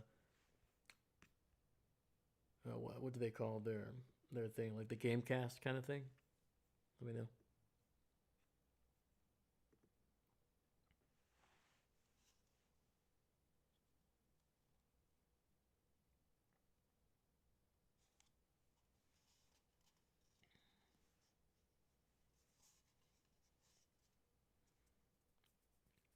gesture commentary. Oh, heck yeah, man.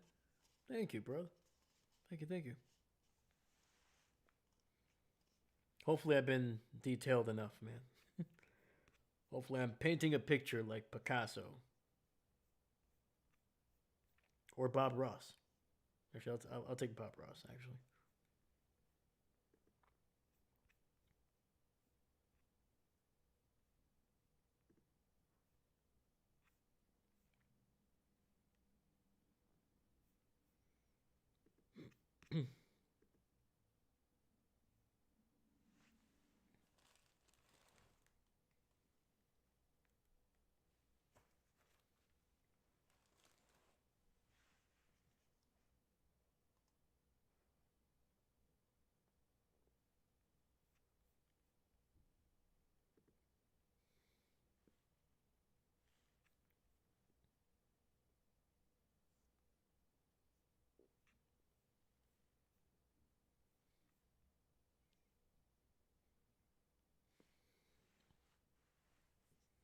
Well, maybe not like Picasso, but at least Dali. Maybe Da Vinci. Ooh, I'll take it.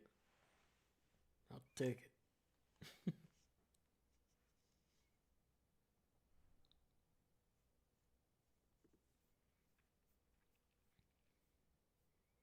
Yeah, I'm just looking at the players here, man. So we got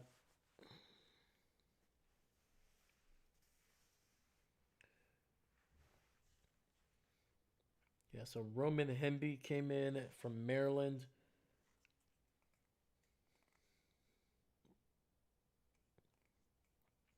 Pat Coogan, one of their top offensive linemen for this Indiana offense, came from Notre Dame.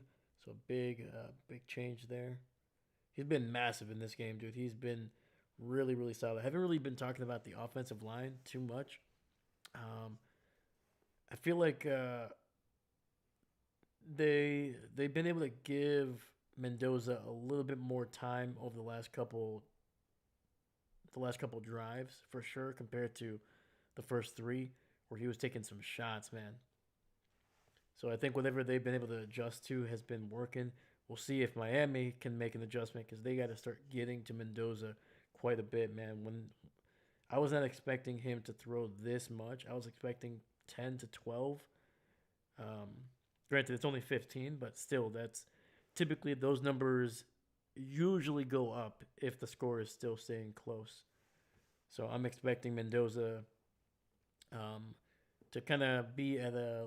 He's going to be heading it off quite a bit unless you start seeing Miami, add a field goal, especially a touchdown. Then I think you're going to start to see Indiana start throwing the ball a little bit more just to make sure that they can get the ball down the field and kind of keep this Hurricane team at bay.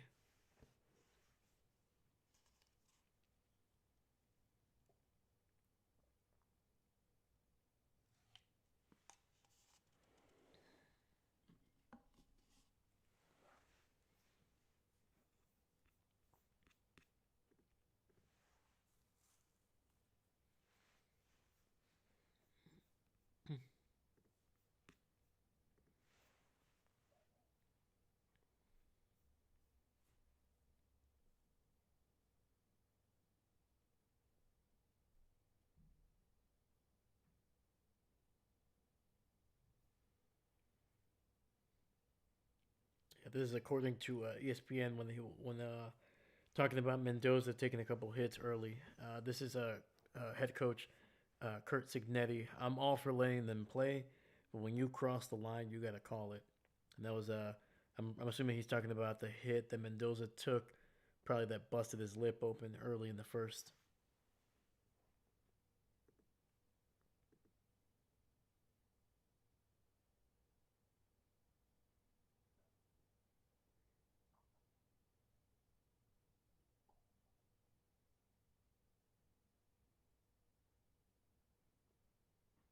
Yeah, Miami was 0 for 6 on third down in that first half.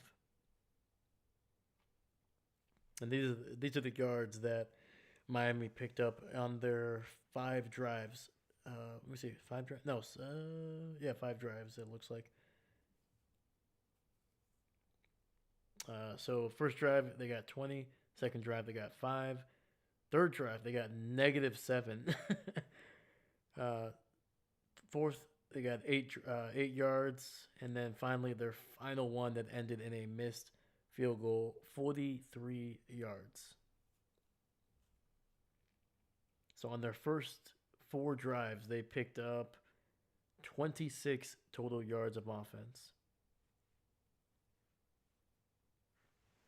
Yeah, you're not going to be winning many games like that.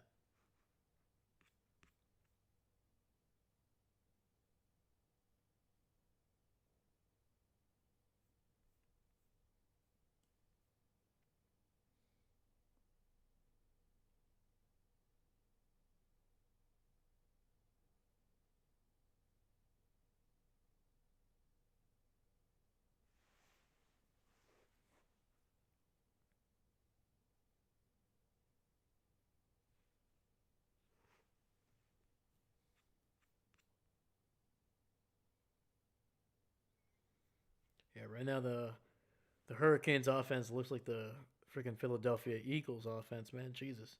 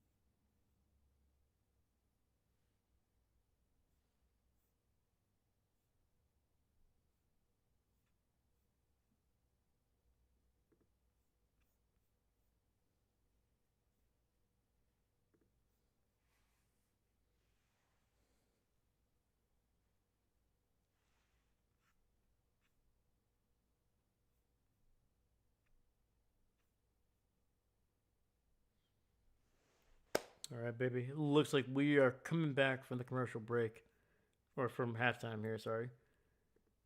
And let's go.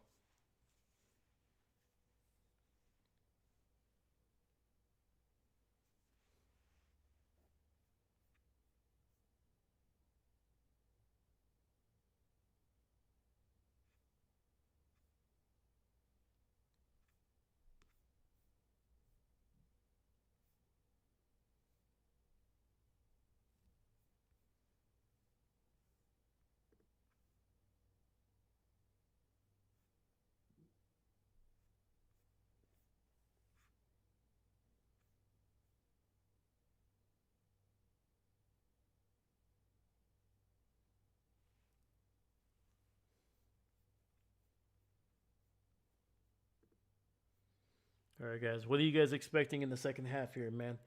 Give me your predictions before we get started. Can Miami get going here? Are they going to make it close? Are they going to make it interesting? Or is Indiana just going to pull away at some point? And it's just going to be another dominant victory for the Hoosiers, and they're going to just cap off one of the greatest college football seasons of all time. Let me know. They do get the ball to start the second half, so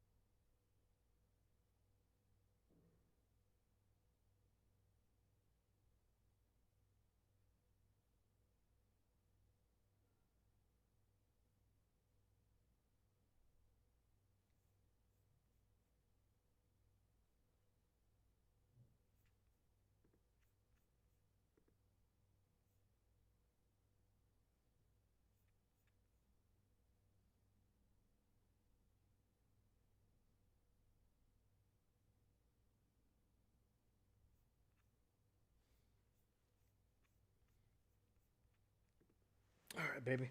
Come on. Let's go. Third quarter about to get underway here. That was a long freaking wait.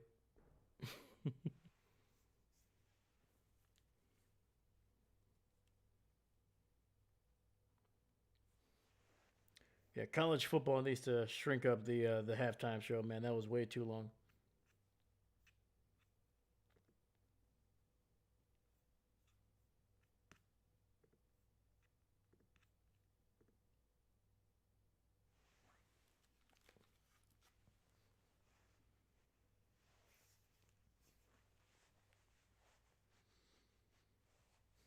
All right, Miami about to kick it off here, and the ball is in the air, baby.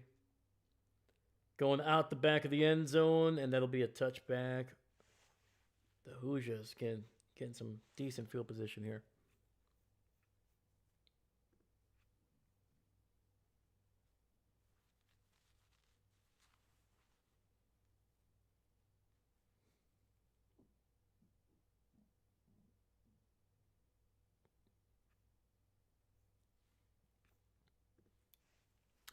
How long was halftime? I remember when NFL halftimes were 30 minutes, but they didn't have 92 commercial breaks.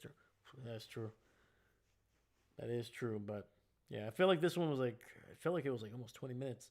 It's gonna be a run up the gut, and that gets nothing there. Keelan Black unable to get anything on that one. 2nd and 10 coming up.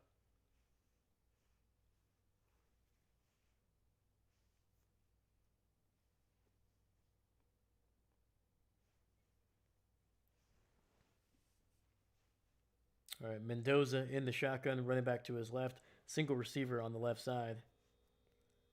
Mendoza, pressure, down he goes, and that is the Canes' first sack of the night. Let's go.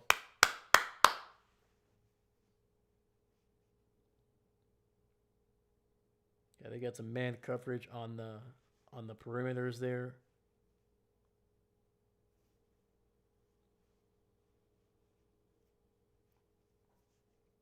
All right, 3rd and 17 from the 18 here. Mendoza, shotgun, running back to his right. Hands it off, and there might be a face mask there on Black. He's going to pick up about 4, maybe 5 on the carry. But once again, there is probably going to be a face mask call, and that'll likely give Indiana a first down.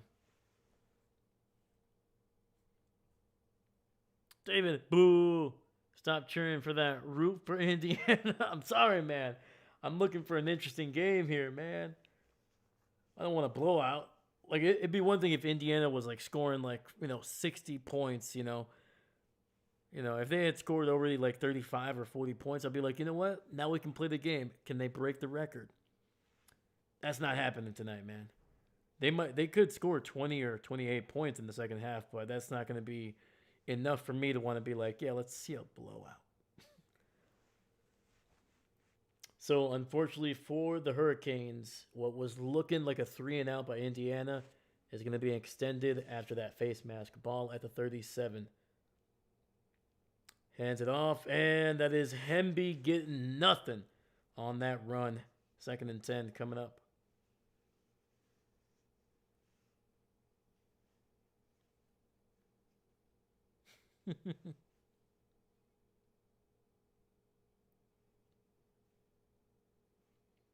Yeah, actually, they're mentioning the chalk that they're seeing on Mendoza. That's like, I noticed that relatively early in I think it's like midway through the second quarter. Sorry, midway through the first quarter.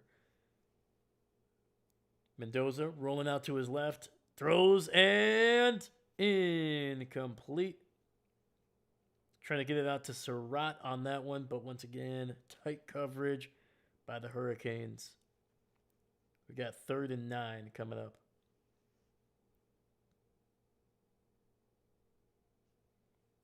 Mendoza's lucky on that one, man. O'Connor, the guy that was guarding Surratt, if he turns around and locates the ball, man, that is an interception right there.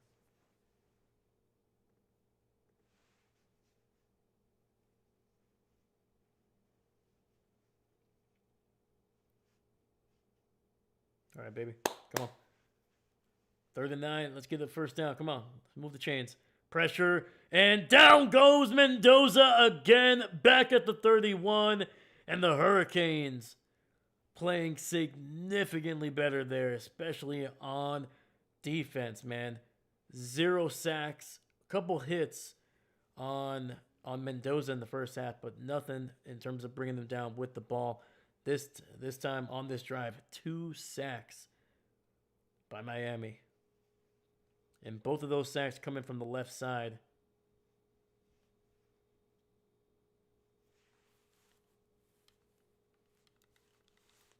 Oh, man. Itchy ear, itchy ear. There we go. All right, punt is away. It's a good one. Caught at the 20, 25, to the 30, 35, and it goes out of bounds near the 37.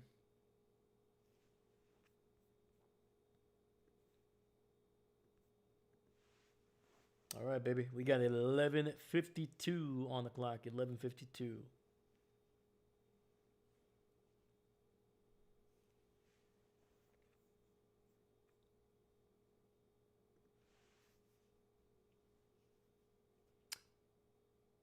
Parker Curry, Sean McDermott got fired today. I saw that, man. Very surprising. Very, very, very surprising. I know there's a little bit of external pressure from fans to fire McDermott. I mean, to be honest with you, they've been wanting to fire him for like the last 3 years, but I don't know, man. I don't what he's been able to do in Buffalo in the 9 years that he was the head coach there. Like if you look at the previous 2 decades for the Buffalo Bills, just night and day, man. From being a laughing stock of the AFC East to being arguably over the last, especially since Tom Brady retired or left, being basically the odds-on favorite to win the division every single year. Like I get it, they didn't win the division this year, and they kind of had a little bit of a letdown in terms of their expectations. But I mean, next year, even with McDermott there, they still would have been one of the top 5 teams to potentially win the Super Bowl. So, I don't know. To me, it felt, especially with Bean not being fired, I felt like this was more of a political thing, you know, in terms of that. I think it had zero to do with the performance of the team and Sean McDermott himself. I think it was more of like, we wanted somebody else. So, what was he fired for? I don't know. Not meeting the expectations, I guess. That's what they're probably going to say. But, I mean, before McDermott got there, the expectations for the Buffalo Bills was, hey, maybe we can finish 2nd or 3rd in the division. Let's not be the Jets. That was usually the expectations for the Bills for about 2 decades. And to me, it's not like that team was great. That defense was pretty bad, was very thin. The secondary had lost a lot of the great players that they had over the last couple over the previous decade. Like Tre'Davious White is not the same Tre'Davious White that he was even 4 years ago. Same thing, Jordan Poyer, not the same guy he was 4 to 5 years ago. Micah Hyde is gone. Outside of a few guys in that front 7, not a whole lot to talk about. The offense was very thin at linebacker. At linebacker. The offense was very thin at wide receiver. They had one good wide receiver in Shakir. Everybody else was either underperforming or just kind of a guy. One great running back. I don't know. So to me, I think Sean McDermott did a lot with what they gave him this year. All right. Carson Beck throws, and that's going to pick up 5 yards on the play. Parker Curry, I hope that Seahawks football to beat the Rams on Sunday. That's what it's looking like, man. The Seahawks have looked incredible. They dominated the 49ers, man. And the 49ers, yeah, they were injured. Yeah, they probably ran out of steam, but I mean, they were looking good even into the playoffs. All right. 2nd and 5. Beck in the pistol. Running back behind him. Gets it out to Fletcher on the right side. Head full of steam to the 40. He's loose. And it's going to be a touchdown for Miami. Oh, let's go. Oh. Woo. Holy cow. Mark Fletcher, 57 yards down the right side, and nobody even touched him. 2 plays, 62 yards, 46 seconds taken off the clock, and Miami is an extra point away from making this a 3-point game, baby. Oh, man. Uh-oh, we got the ghost in the chat. We got the ghost in the chat. Extra point is good.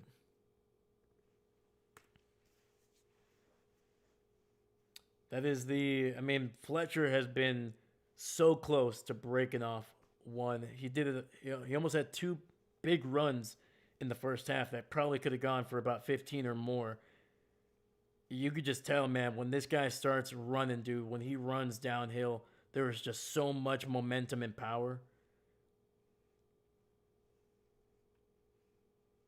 Yeah, like I said, not a single Indiana player touched that dude.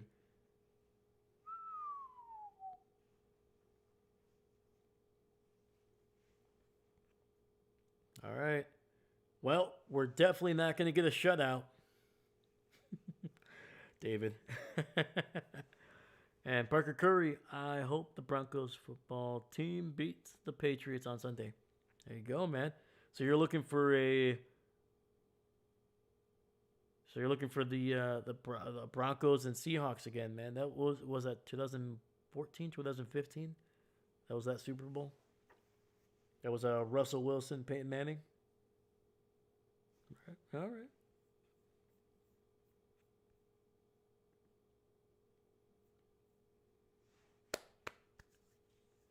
Dude, let's freaking go, man. We finally got a game on our hands, man. Let's hope the Canes can keep it going.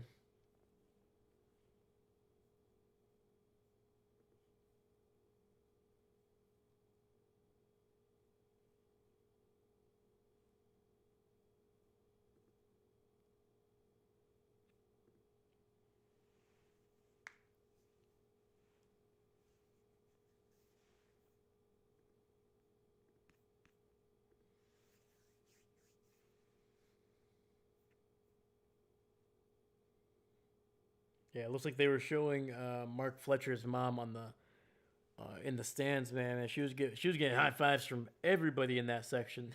It's good to see you, man. It's good to see the mamas out there. Shout out to the moms. Shout out to the moms.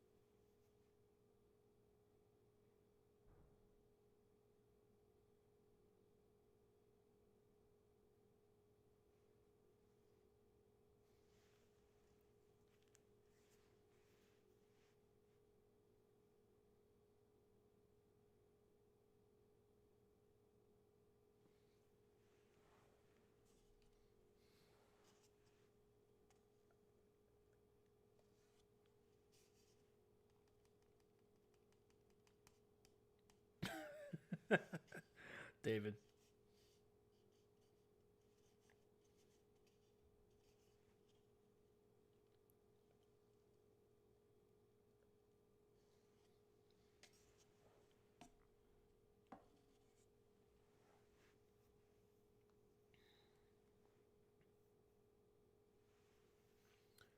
$20 yards on his first 12 rushes, picking up 57 on that last run, man. Well, looks like carry number 13 for Fletcher was very, very lucky. And the kick goes out the back of the end zone, and it'll be a touchback. All right, man. Some of that momentum swinging Miami's way. Can Indiana respond?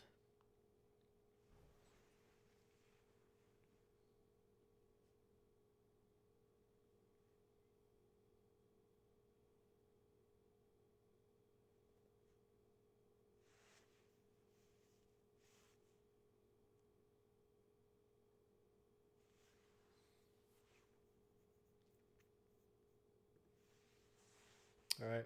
Mendoza in the pistol, hands it off to Hemby, bouncing it to the right side, breaks a couple tackles, and stays on his feet down to the 40 in a gain of 15 yards for the Hoosiers here, man. All right, man. The running backs are starting to wake up here in the second half. Fletcher with a 57-yard touchdown, and now Hemby with his biggest run of the night, going for 15 on that one. Mendoza in the shotgun. Looks like Black on the right side there. Gets the handoff, bouncing it to the left, going up the field, and it's good for about 4.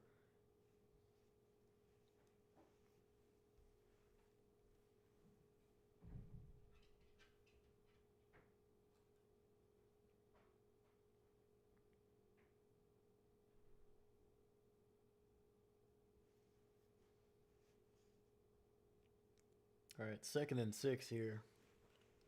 Just under 10 minutes left in the third. Mendoza, shotgun, running back to his left. He's got 3 receivers on that left side. Hands off. Black running hard and is going to pick up another 3 there, setting up a third in about 2.5.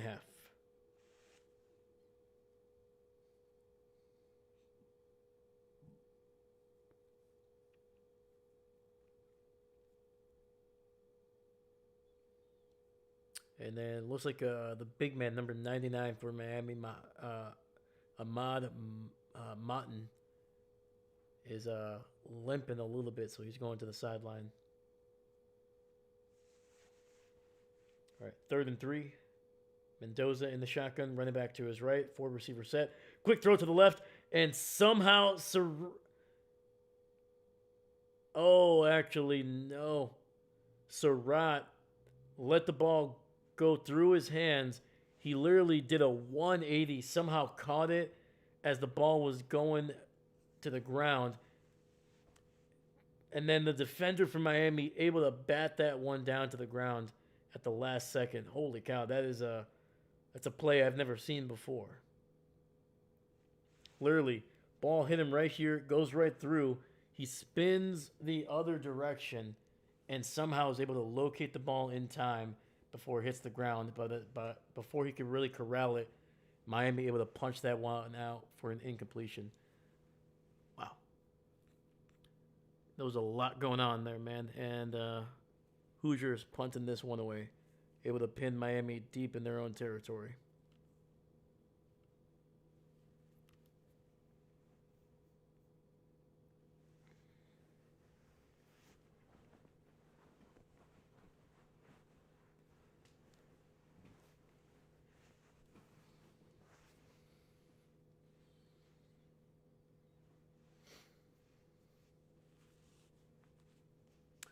Chris Lasso, good evening, brother.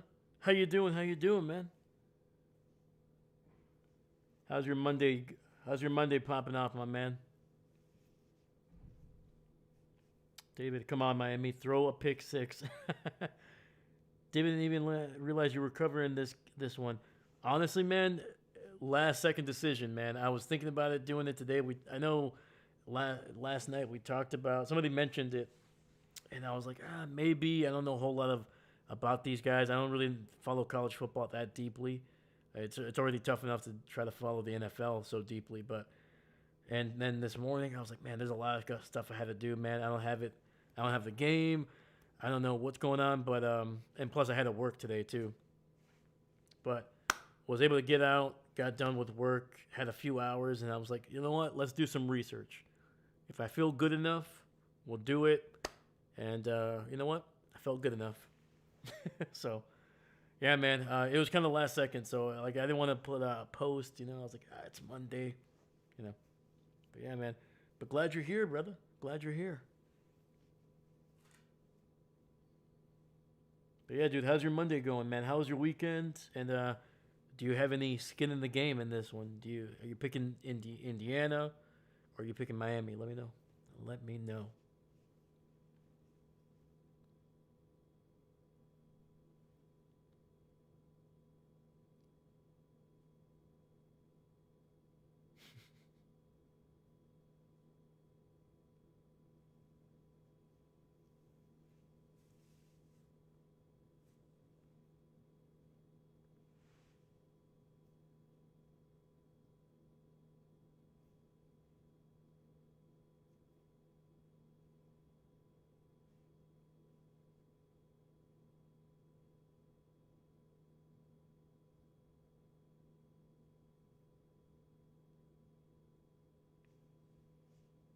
So far, so good. Out of town, but still tuned into this game. Let's go. Heck yeah, man.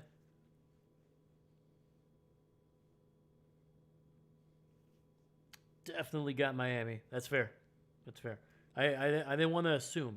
Didn't want to assume. I knew you were a Dolphins fan, but I was like, you never know. There you go, man. I did pick Miami to win this one.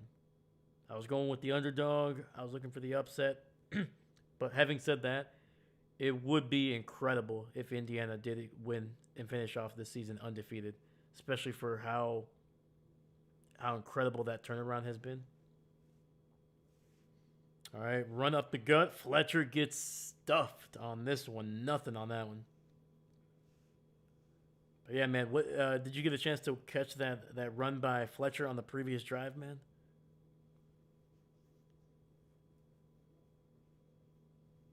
That was a explosive one, man. And he almost broke a couple in the first half, man. You could see if he got past that first guy, man, there was a lot of green, but he always just got tripped up just at the last second. All right, Carson back. Second and 9 in the shotgun. Throws to the left side, and that's going to be incomplete.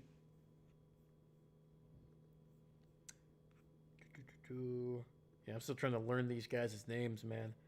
That was to Malachi Tony. Unable to haul that one in. It was a low pass, though. It was very, very low. Yes, crazy good run. 100%, man. As soon as I saw him kind of be able to bend that one upwards, man, I was like, oh, dude, he's going to go off for a big run. You just saw that momentum. You saw the steam picking up. All right, we got 3rd and 9. Carson throws over the middle, and it's going to be incomplete. Tight coverage, and he was looking for his number 1 guy there, C.J. Daniel. Unable to haul that one in, man. That was great freaking coverage by Indiana. Is that Pond? No, that wasn't Pons. Pons is number 5. 22 was the corner there. Probably got a little. I think he got there early. Not gonna lie.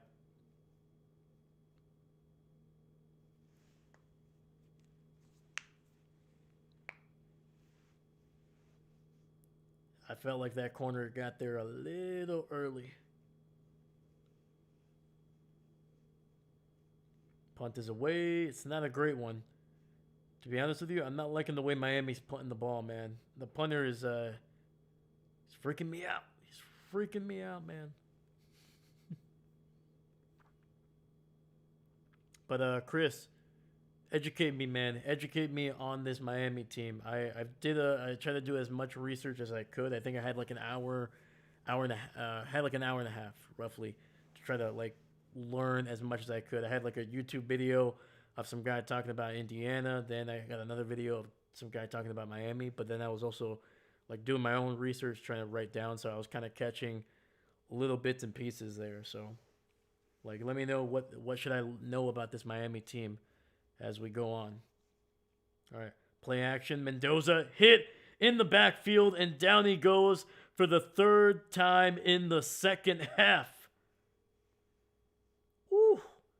The edges for Miami have been able to get to Mendoza a handful of times. The previous 2 sacks coming from the left side. This one coming from the right. Defenses are showing out in this 100%, man. Yes, they are. All right, it'll be 2nd and 18 after the sack here. Ball back at the 35. David wore a mask called counterfeit. And it's going to be a run up the gut. And Black running hard and picking up 7 yards, getting it down to the 42.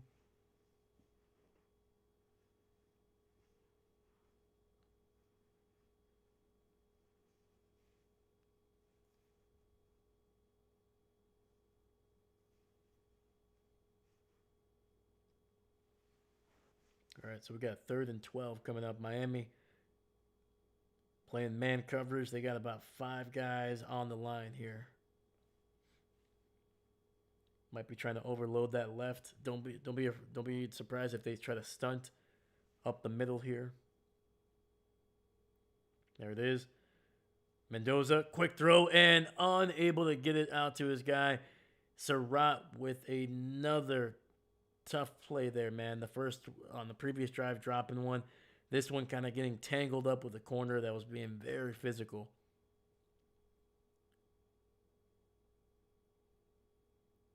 Surratt nearly had that one, dude. One-handed. That was a reference to Limp Bizkit after you said freaking me out.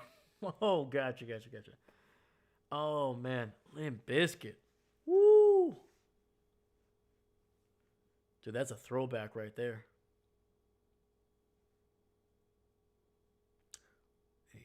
Rolling. All right. Going to be caught inside the 10 and only returned near the 7-yard line, it looks like.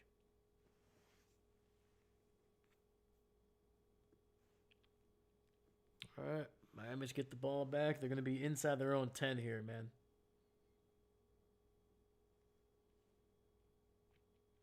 Well, for one, you should know that Malachi Tony is a beast. Hometown kid, true freshman. I like it. Should still be in high school. Ooh, okay. Kid 17 or what's going on? Oh, clicked on the wrong player. There it is. True freshman.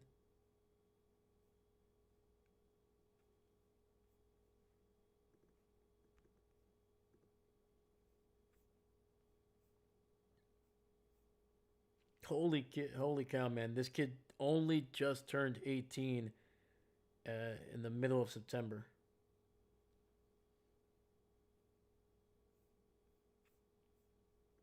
Holy freaking cow!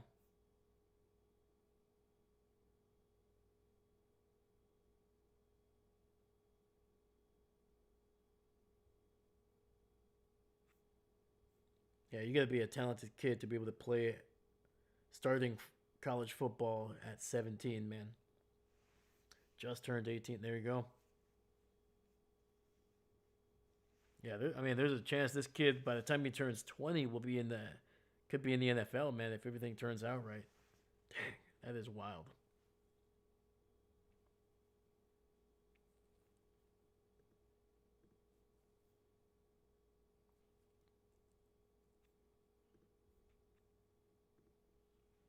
All right, so we're on the commercial break. We're not missing a thing. I promise.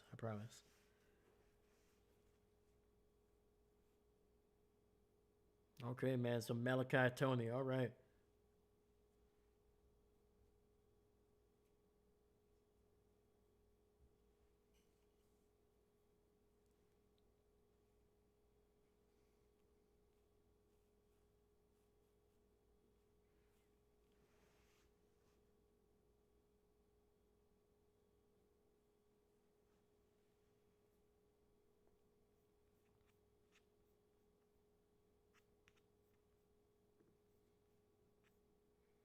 Yeah, so let's see here. Tony, his numbers. Holy freaking cow, man. So through 15 games this year, this kid has caught 99 passes, 99 receptions coming into this game. Well over 100 now.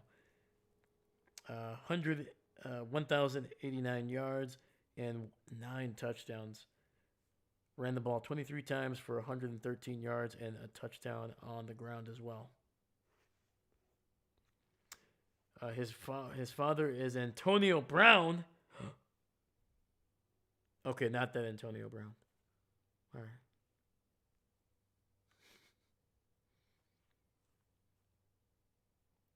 Oh, his dad played in the league too. Okay. 2003 to 2005 for the Bills and Washington. All right. All right, man. So this kid's got the pedigree.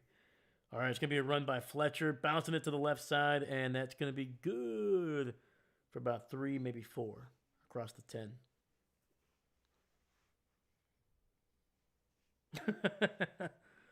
As soon as I saw Antonio Brown, man, I was like, oh no, no, no, no, no, no, no. All right, Carson back alone in the shotgun, 3 receivers to the left, gets it out, and that's gonna be incomplete. Was that nearly picked off?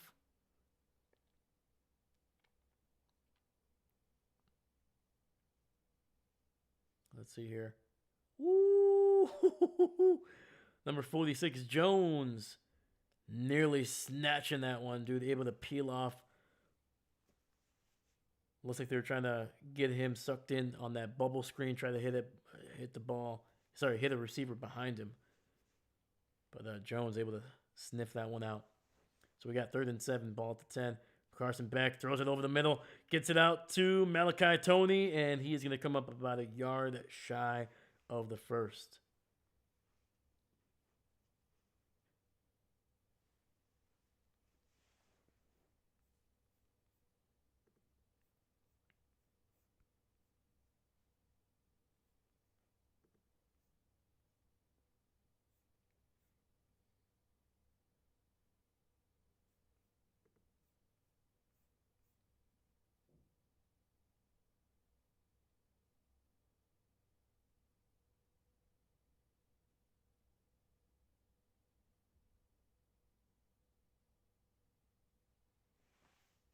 And the punt is blocked.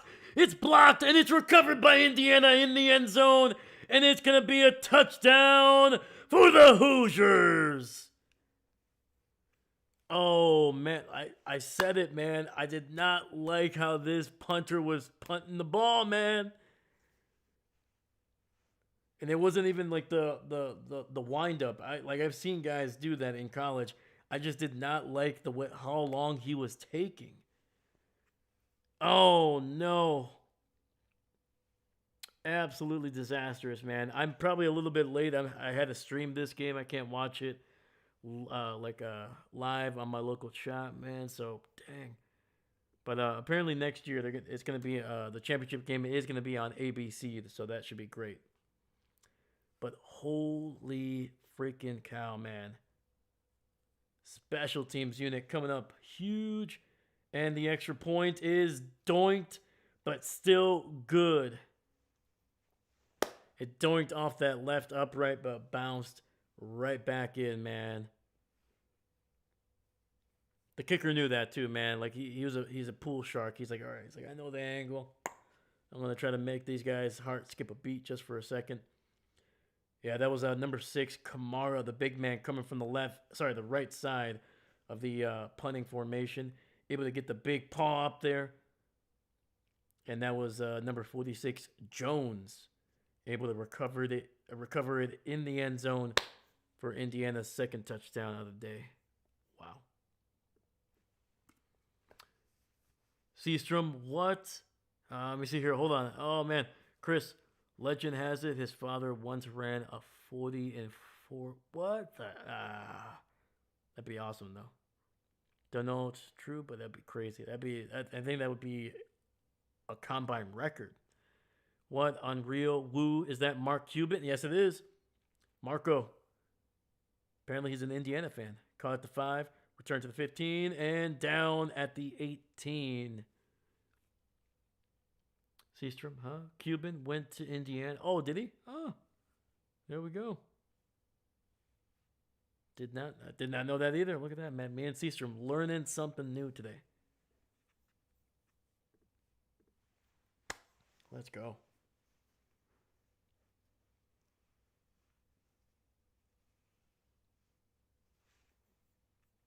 Yeah, honestly, I didn't even get a chance to move the ball over to Indiana, but yeah, it's all right. It's all right.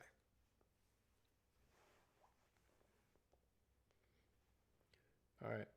Miami back on the ball here. Ball at the 19. Back in the pistol. Fakes the handoff. Has some time. Dumps it underneath to Fletcher. Running to the left side. Breaks the tackle and is good for about 8 yards. Carson ends up on the ground there, but able to pop back up and get ready. Let's go. We got under 4:40 left in the third. Under 4:40. Handoff, shotgun, right side. Fletcher with some room. Keeps weaving through defenders. Get to the cross the 35, down near the 38. All right, man. Fletcher, he is starting to look good in this second half. He's got to be closing in on about 85 yards rushing, if not 90.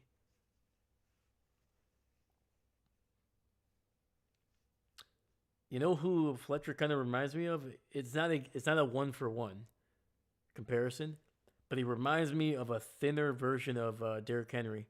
He's just a big dude. Carson looks, throws, and his tight end gets blown up running down the right sideline. Luckily, he seems like he's kind of okay, man. But ooh, that is a dangerous ball to throw for your tight end. Yeah. Pons luckily only hit him with a shoulder.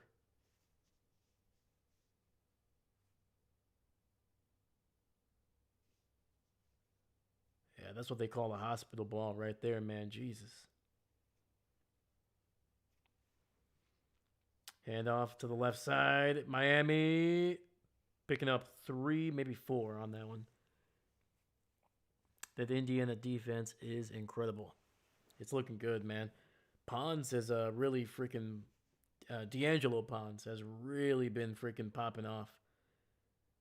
I think he might have been the first guy to get a tackle on this team, and he's just been all over the field, man. In the backfield, in the scrums, and now has 2 passes broken up in this game. 3rd and 6. Back in the shotgun, running back to his left. He's got a little bit of time. Rolling out to his right. Settling, throws, and he's got a man to the 40. Breaks the tackle to the 35. And C.J. Daniel able to get into Hoosiers territory, baby.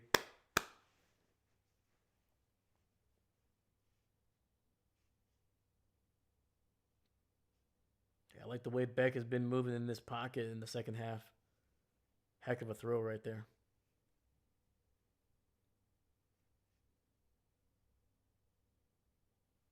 Great separation by Daniels.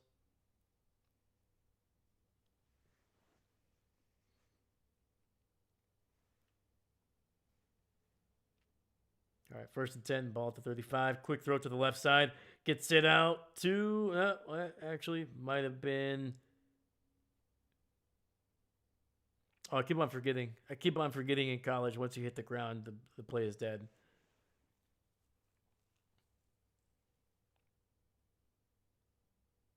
Yep. Knee down. I think they're going to give him a yard on the play. Yeah, Beck has to give him a better ball than that.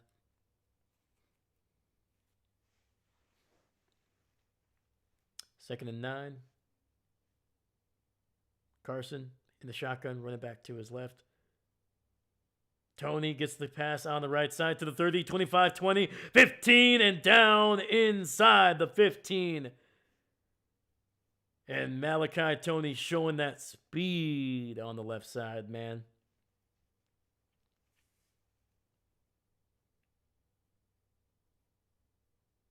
Woo! And I think it's going to be 1st and 10 somewhere around the 12-yard line. And Miami, by far their best drive, at least in terms of being able to be methodically getting down the drive, getting down the field here, man. Their touchdown drive was a 2-play 60-yarder. This one, a lot more plays, a lot more traditional. Handoff Up the middle, Fletcher getting it inside the 10, down to the 9. David, throw a pick six. I don't know, man. I don't think he's going to listen to you. But I think if you keep on saying it, eventually he's going to be like, fine. Fine.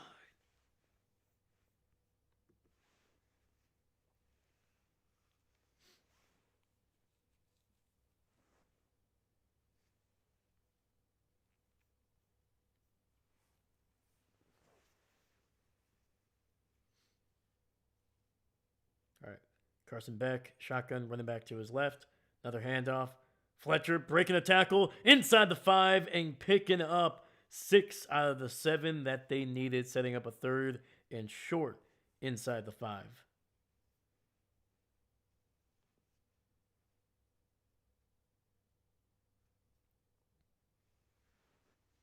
All right, baby.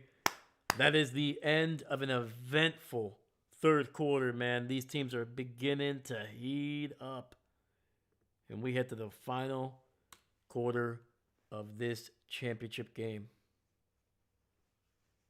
Miami knocking on the door of another touchdown.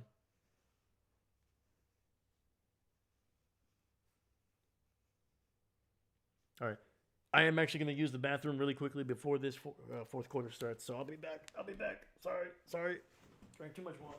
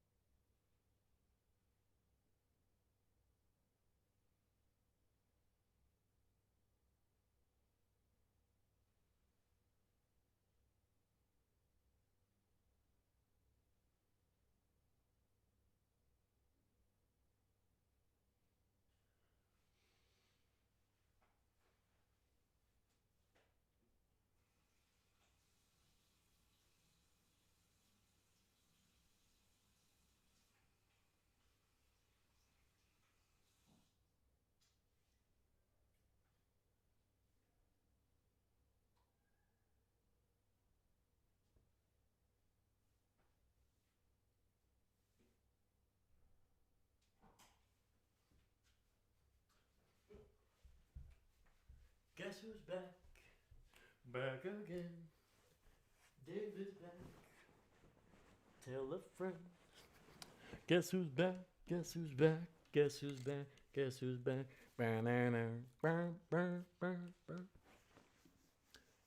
Couch, would you rather meet Cleopatra or Socrates? Ooh. That's a good question. I think Couch would like Cleopatra, man.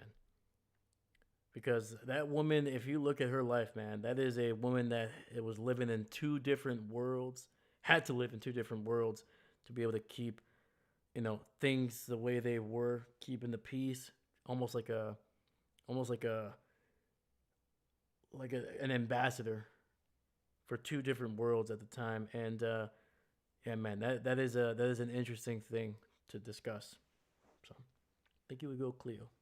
Socrates, close second. All right, 3rd and 1.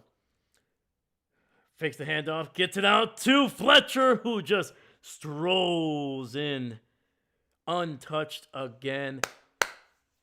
Nice little fake toss there to the right side, and Carson just literally here you go, Mark. Just walk right into the end zone for your second touchdown of the day. 10 plays, 81 yards, 5 minutes taken off the clock. And Miami, man, is looking good in the second half.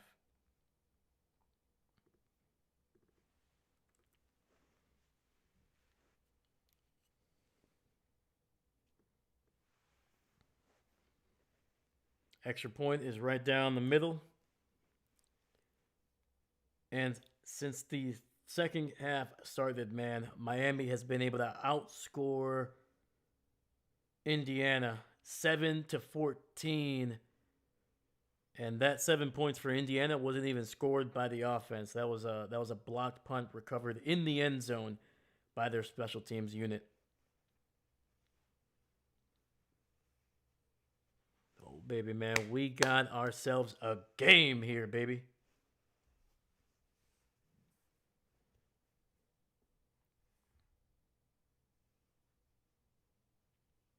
That was a heck of a play design right there, man.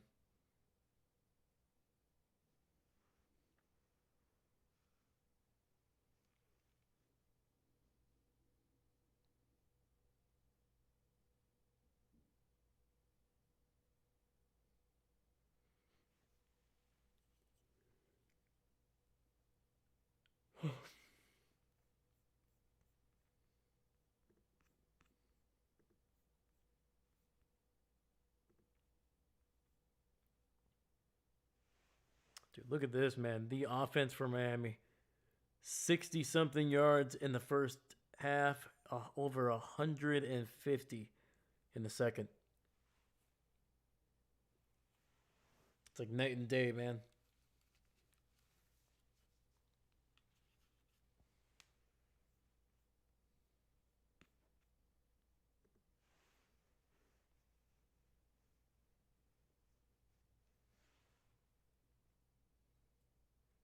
So in this game, Mendoza 12 for 20, 116, 0 touchdowns, 0 picks. Carson Beck 12 of 20, 115, 0 touchdowns, 0 picks. Borderline the exact same stat line for both quarterbacks. A single yard the difference.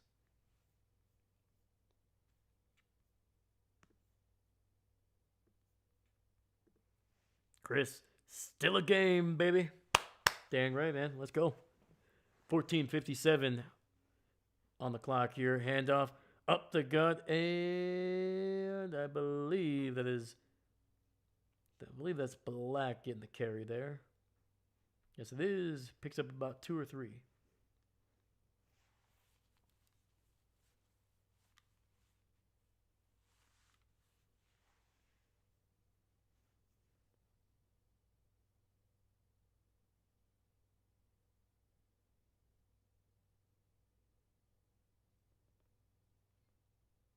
Mendoza in the shotgun, running back to his left. Handoff. And it's going to be a big run by Black, picking up a first down, and that's another explosive run by the running back, picking up, I think 13 or 14 on that carry.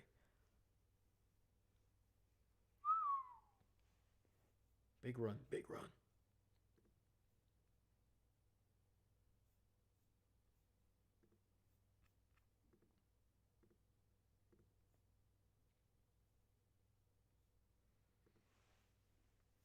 All right, Mendoza, shotgun, quick throw to the right side, and it's nearly picked off, broken up, incomplete.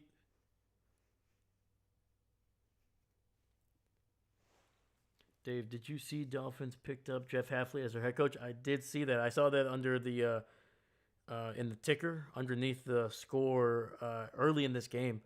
It was not too surprising. I did mention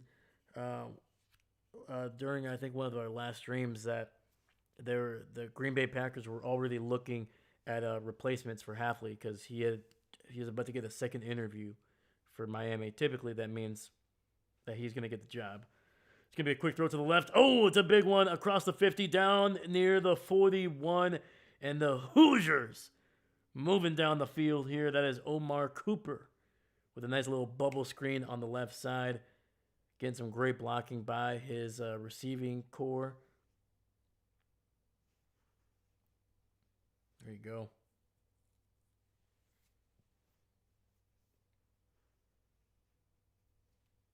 But yeah, man, Jeff Hafley is. I've always been impressed, man. Talking about Jeff, I've always been impressed not only with the way he's been able to change the Packers defense a lot better than what we've had for a long time, Mendoza, play action, pressured, steps up in the pocket, and he's going to pick up about a yard on the play, saving what would have probably been a loss of 7 or 8.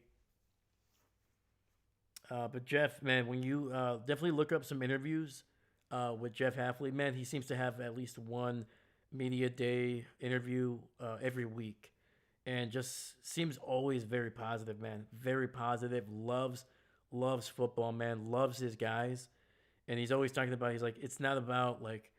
He's like, I'm not trying to scheme, these guys into being great players. He's like, they're already great. I just need to get them in the right position to showcase who they are. It's gonna be a handoff, and Hemby getting a good 4 or 5 on the play, getting it across the 40. But yeah, man, I think you're gonna like Jeff Halfley. I don't know how great of a head coach he could be. It's very different. It's didn't seem to have a whole lot of success at Boston College before he got the job with Green Bay, but at the end of the day, man, if he can build a team around him, and you know, I think he's a good coach. Whether he's a great head coach is still yet to be seen, but I think it was. He was worth. I think it's worth his chance. All right, we got 3rd and 5 here. Mendoza looking to his right, Lofton one deep, and it's going to be incomplete. His receiver could not locate it. He had a step on the defender. Oh boy, man! If you're Indiana, this would be about a 50-plus yard field goal here. I don't think you're going to want to make that attempt. Yeah, I feel like Mendoza might have short armed that one, but on top of that, I think there should have probably been a call. The Miami defender literally having a full grasp of Cooper's jersey.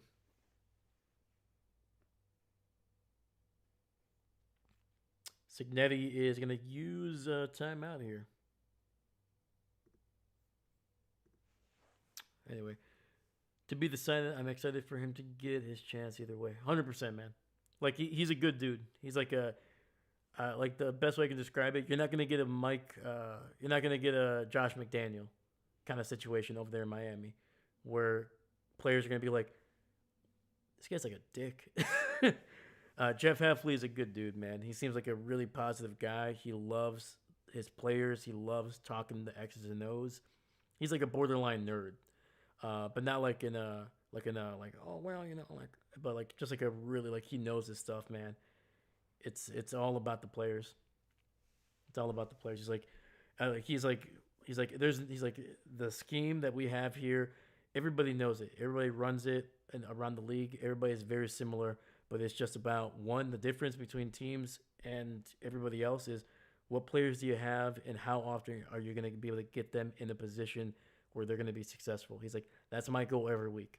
My goal is not to get 10 sacks. It's not about to get 5 interceptions or whatever. He's like, that'd be awesome. He's like, but you can't scheme that kind of stuff. He's like, but what you can scheme is getting your guy at the right position to be able to make a play on those plays that you're expecting to see on Sunday. So yeah, man, it's gonna suck, man. I was hoping to keep Jeff for at least one more season.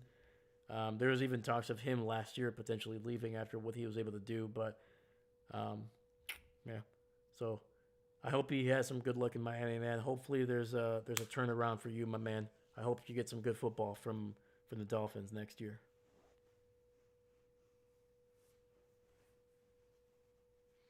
Both he and Eric Sullivan have their work cut out for them in my 100%. Yeah, and I hope Miami is patient, man. I hope they give him at least 3 or 4 years to really be able to build not only the team but the culture. Because it's one thing to hope for a Dan Quinn kind of turnaround, with that last year with the Commanders, or even like a Dan Campbell kind of turnaround after 2 seasons. But I hope they give Jeff some time to be able to build something special over there in Miami.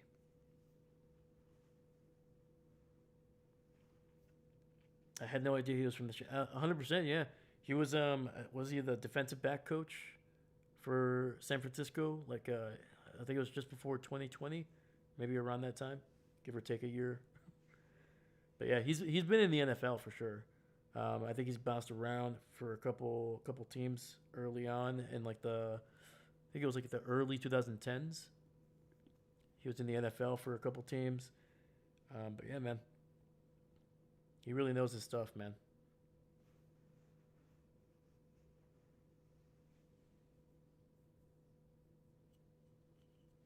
All right, man, we're back. 11:28 on the clock here. 4th and 5. Mendoza looks, throws, and it's going to be a back shoulder throw. Is it caught? Is it caught? They're saying it's a first down. Woo! Dude, at the last second, the receiver able to adjust. Butt is down. Remember, one cheek equals... Actually, it's college football, so he had a foot down anyway. So... he had a foot down. He had a butt cheek down. That might be a double catch. All right, 1st and 10. Ball at the 18. Handoff up the gut. Get to the cross the 15. And Black able to get it for a gain of 4.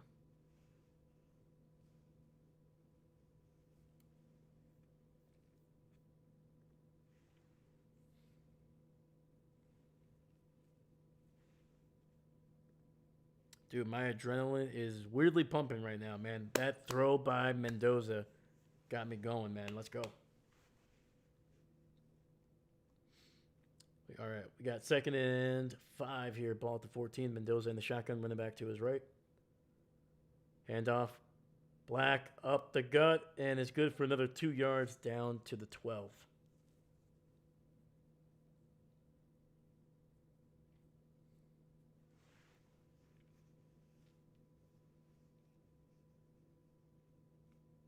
Yeah, man, Indiana's offensive line, man, they're breathing hard right now. They're getting tired.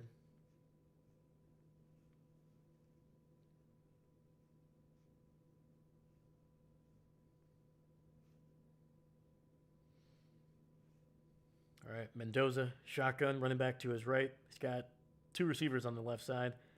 Has time, throws in the end zone, and incomplete. Incomplete.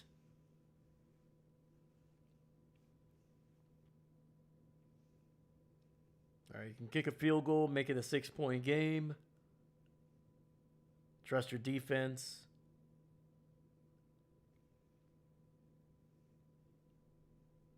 Yeah, there you go. Signetti's going to send out the kicking unit there, and he's going to have to burn another timeout there. A little bit of indecision by Indiana. They're down to 1 timeout the rest of the way.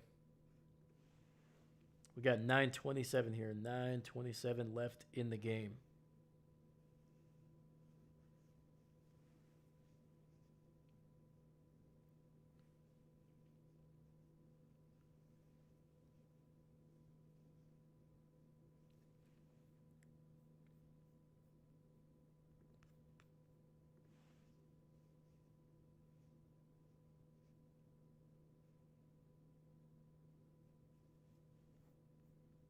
Also, I didn't mention it that catch on 4th and 5 was actually by Charlie Becker, who has been absolutely freaking clutch for them. He was the receiver that was able to get them inside the 5 to set up the first touchdown of the game for the Hoosiers there.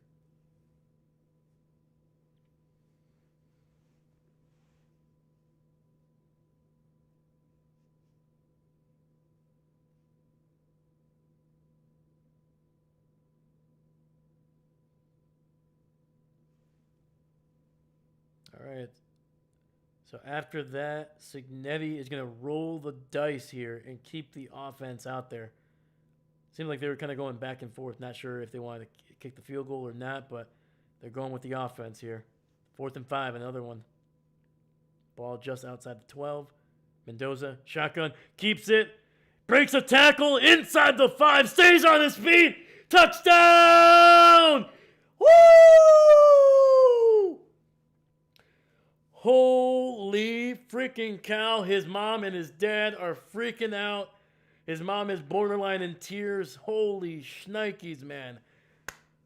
It looked like he was going to be tackled behind the first down marker, made a move, took a hit at around the 5, spun his way, stayed on his feet, and then dove ball first, took a hit as he was crossing the plane. What a freaking catch by the Heisman Trophy winner. Holy shnikes, man. I'm trying not to cuss. Kick is up, and it's good. Damn, dude.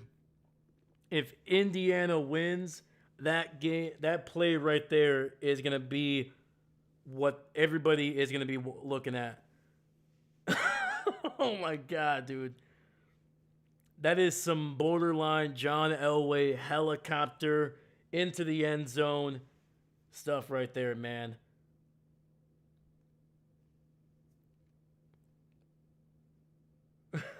Oh, damn, I am glad I decided to do this here, man. That was incredible. I'm sorry. Sorry, Chris. I'm sorry.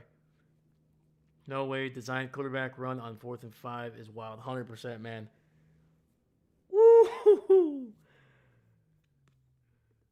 That's one of those where if you make it like they did, you got balls. If you don't got much brains, man. Hot dang, dude. That is a wild, wild freaking play.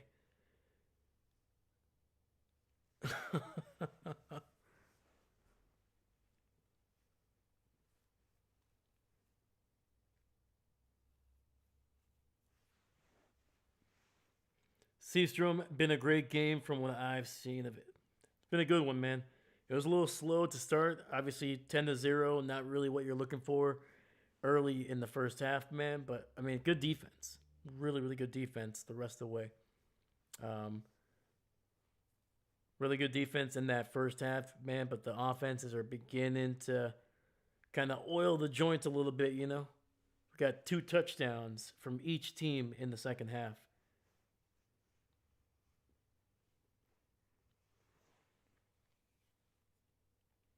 Seastrom, what'd you think of that last play, man?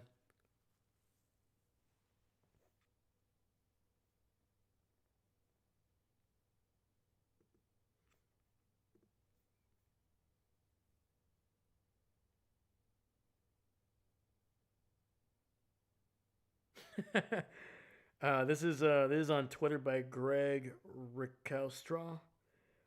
Uh, Brass is associated with Spittoon when it comes to Indiana University football, but it could also be associated with some sizable attachments. That is hilarious. That is one of the funniest freaking tweets I've ever heard. That's awesome. It was wild, 100%, man. Holy shiza.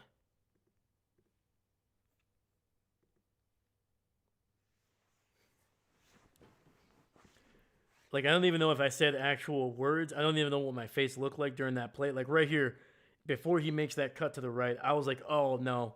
Oh no. But great cut. And then, all right, come on. And then took a hit right here, and I thought he was going down. And then the dive. How many times have you seen a guy dive for it as he's about to get hit and the ball just goes loose? The fact that he dove and still took the hit, kept the ball, absolutely insane. All right, Miami catching it inside the 10 and is going to be stopped up right at the 19. We do have a flag on the play, and it looks like it might. Oh, we got a late flag again, too. So we got 2 flags. We'll see what it is. We will see what it is. I feel like the Raiders are going to be happy with him, and if they don't get him, it's a mistake. Probably. I mean, Tom Brady and Davis are both here tonight, and I think they're trying to get a very close and personal look at Mendoza. Not necessarily even what he does on the field, because I think you can get a good look of that on either from the press box or even just on TV. Almost everything that Mendoza does on the field will be documented, but I think what they're trying to really see is what he does on the sidelines. How is he conducting himself? How is he doing? What is he doing with his teammates, coaches, things like that? I think that's what they're really looking for. Damn, dude.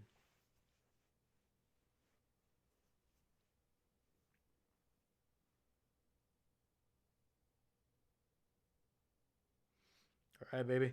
Let's see if Miami can respond, man. Come on, give us another good drive here. Beck, play action. Has time, throws it underneath, gets it out to the true freshman, breaks the tackle, and is going to be good for a gain of 9. Malachi Tony making some plays.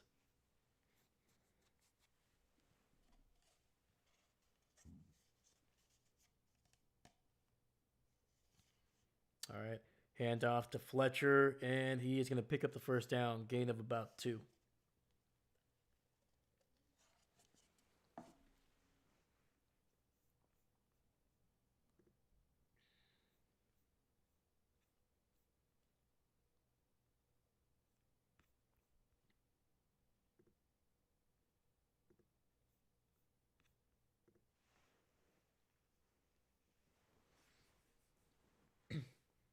All right, we got 8:15 on the clock. 8:15 on the clock.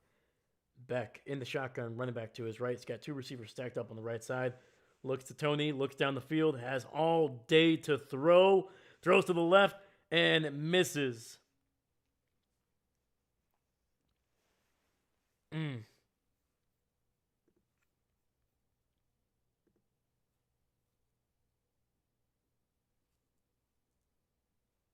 Yeah, there was not a whole lot of guys open there, man. He was trying to get it out to, I believe that was a Marlin.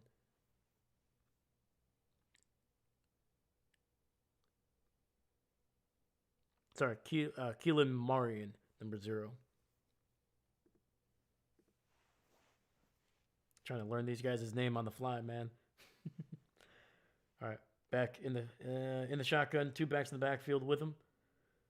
Pressure up the gut, throws it deep down the field, and it's gonna be, oh my god, oh no. Marion nearly with an incredible grab in tight coverage, but they're saying the ball hit the ground.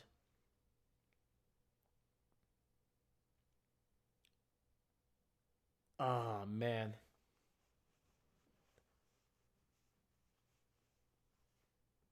I mean, they're letting these guys play. I'm surprised, man, because Pons had a hold of that helmet, man. I don't know. The referees, for the most part, have been consistent with this, man. They've been letting him play both sides. So 3rd and 10. And we got a false start on the Canes.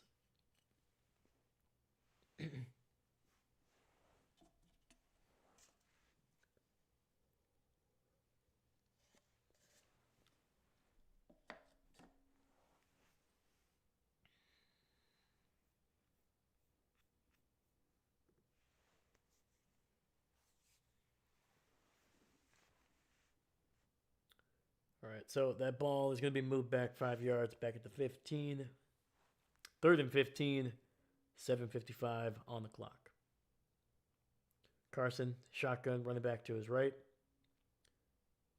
Throws, finds his tight end across the 30, across the 35, and down to the 37. First down for the Hurricanes, picking up 22 on 3rd and 15. Woo. All right, no huddle.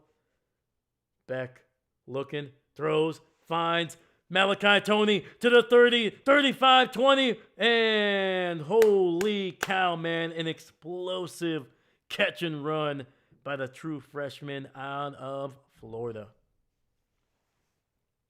Caught it right at the 50 and just started streaking down the field. I think he's going to be just inside the 25. I think I said the 20. I meant the 25. Got a little excited.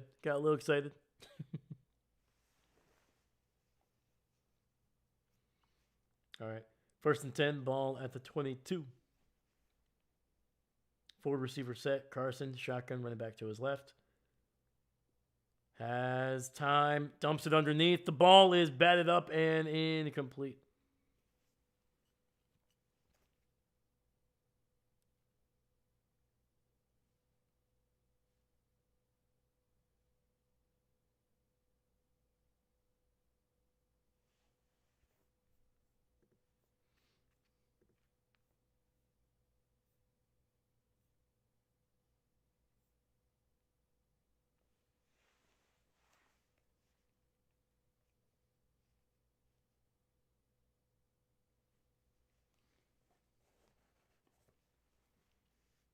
All right, 2nd and 10. Hand it off to Tony on the right side. To the 15, to the 10. Breaks the tackle. Touchdown, Miami. Oh. And the true freshman making it close again. 22-yard touchdown run. Unbelievable. 6:37 left in the game. Oh man, we are being treated to a beautiful freaking game, bro.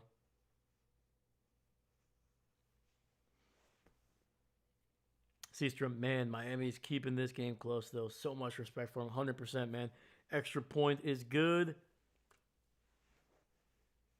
And once again, the lead has been shrunk down to just 3.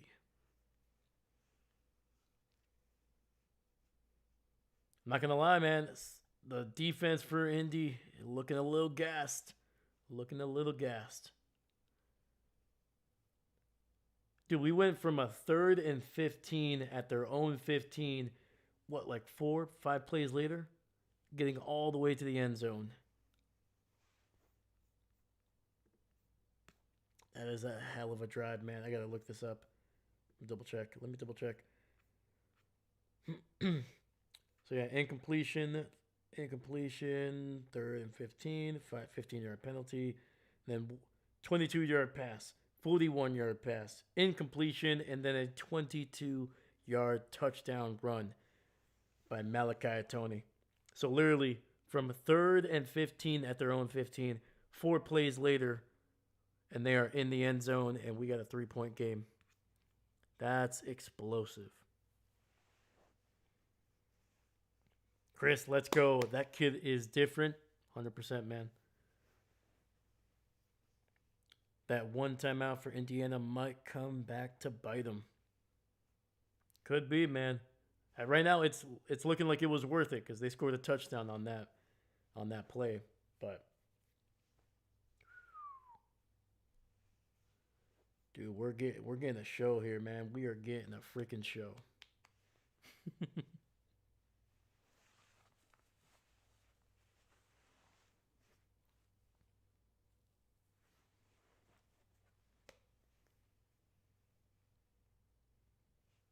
Let's see here.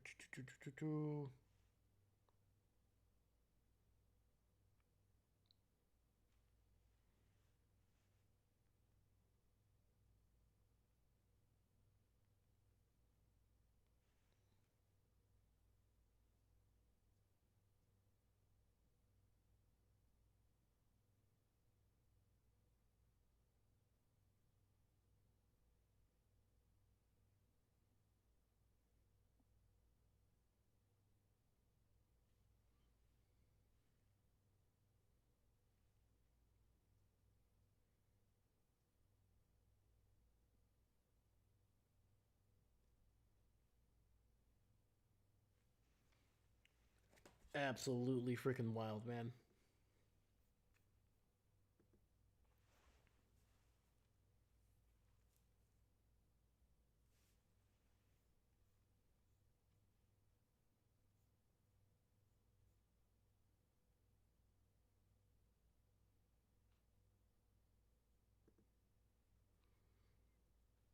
Yeah, dude, the ability for Malachi, because he took a hit there, man, and just kept going forward, man. Great balance after contact.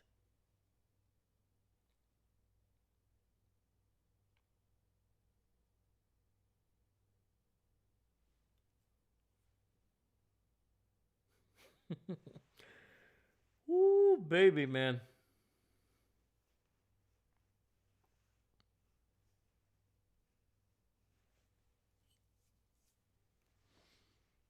All right, kick is away here. Indiana. It's going to be a touchback here, so.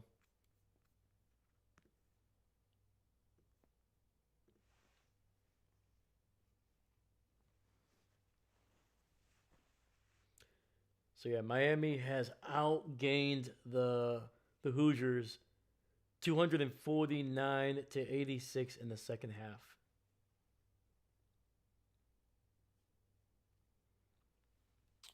Yeah, dude, Carson Beck, man. There's a reason this kid has 2 national titles to his name. It may not look pretty all the time, man, but this kid's a freaking winner at this point. 1st and 10. Mendoza, shotgun, hands it off to Hemby, who's going to be good for about 3.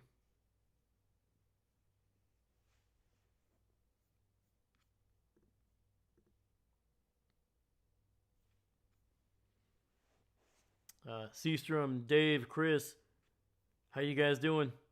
How you guys holding up? Let me know. Let me know.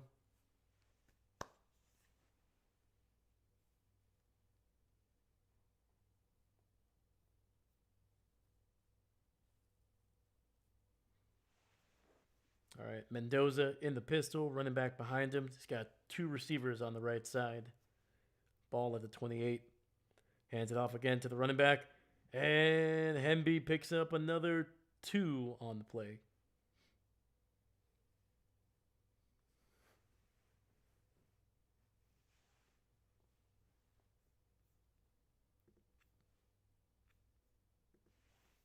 Trump doing good on the edge of my seat here. Same, man. Oh, man. All right, we're under 5:30 left in the game. Less than 5:30. We got a 3rd and 4 for the Hoosiers here. So far, Indiana 4 for 7 on 3rd down in the first half, 0 for 5 in the second half. Mendoza rolling out to his left. He's got a man. He's across the 40, down near the 43, and that's a 1st down for Indiana. A huge conversion, man.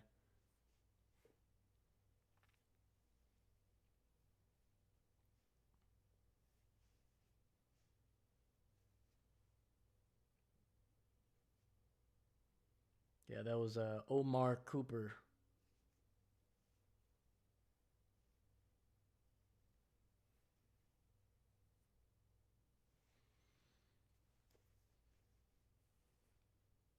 All right, 1st and 10, ball at the 45. Mendoza in the shotgun, hands it off to Black, who is able to pick up 5 yards down at midfield to the 50.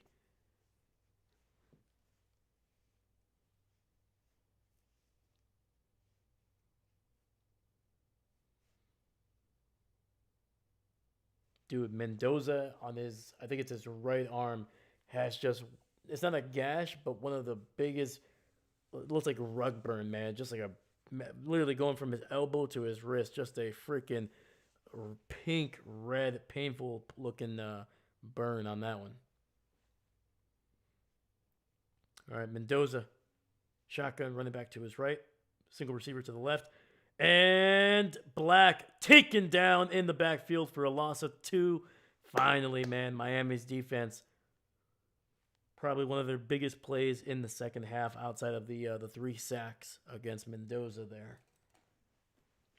David, I stepped away to talk to my wife for a bit. How much time is left? We got 3:25 left. Clock is running, 3:25. Yeah, 3:19, 3:18, 3:17. Mendoza in the shotgun, running back to his right. 3 receivers to the right side. It's going to be a 3rd and 7 at their own 48 here. Need to get it to Miami's 45. Mendoza with time, launching one to the right side. Back shoulder throw, and it's caught by Becker. Becker has been clutch all freaking game. He caught the he caught the back shoulder on the 4th and 5 to set up the previous Indiana touchdown.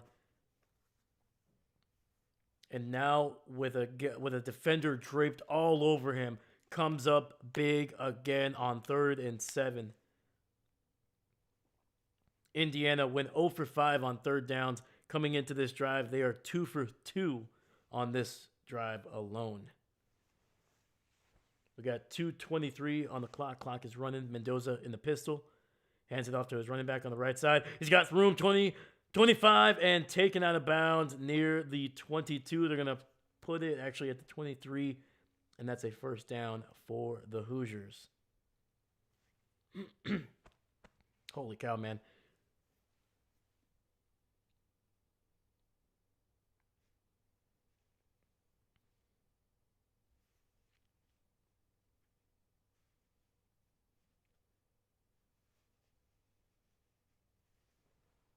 All right. Miami letting this one get to the 2-minute warning. They're going to keep all 3 of their timeouts.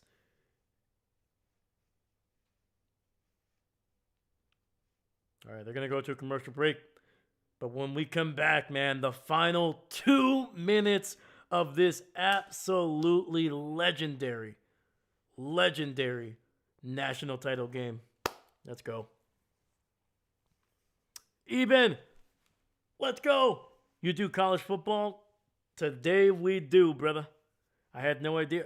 Neither did I, man. It was a last-second decision. I still wasn't sure. I had to work today. But when I got off, I had like an hour and a half, hour 45. And I said, you know what? Let's try to do some research. Let's try to know some baseline for each team. And let's see if I can get these scoreboards and these thumbnails done in time. So, yeah.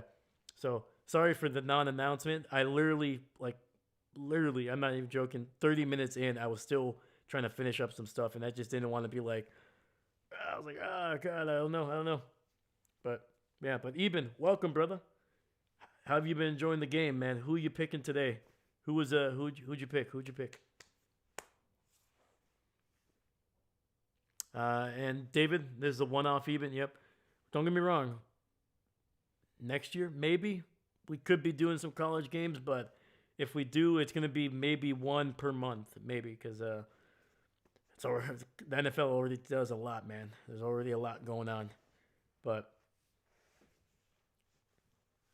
yeah, this could be a one-off, man. This could be a one-off. But holy freaking cow, man. I'm gonna grab some water really quickly while we're on the commercial break. I just want to make sure my voice does not crack on the final couple minutes. I'll be back. But yeah, give me your predictions, my man. Eben, give me your prediction.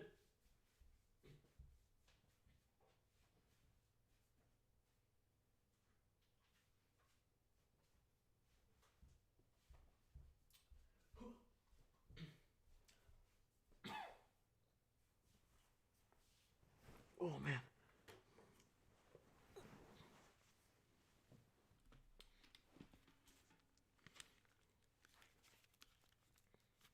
All right. Dude, this game is I feel like I'm watching the Packers play right now, man. Like I don't have an investment. I just don't know who's going to win. Either way, this has already been a great freaking game.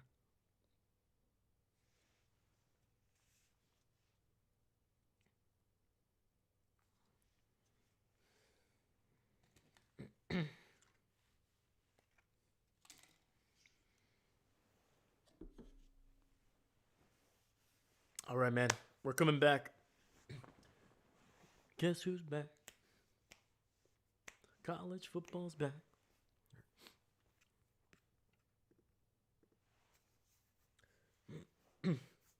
Holy cow, man. We got 9 people watching right now, man. Thank you so much. Mendoza in the shotgun, running back to his left. Hands it off, up the gut, and it's going to be a gain of 9, and Miami's going to have to start using their timeouts now. And they do.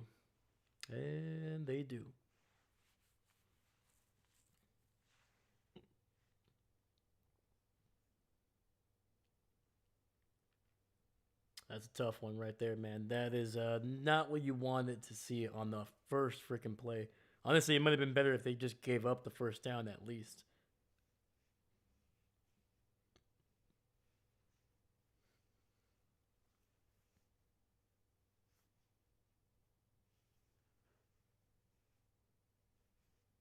Look at Charlie Becker, man. Last couple games, 26 catches, over 540 yards, compared to just a handful of catches and like less than 100 yards through the first 7 games.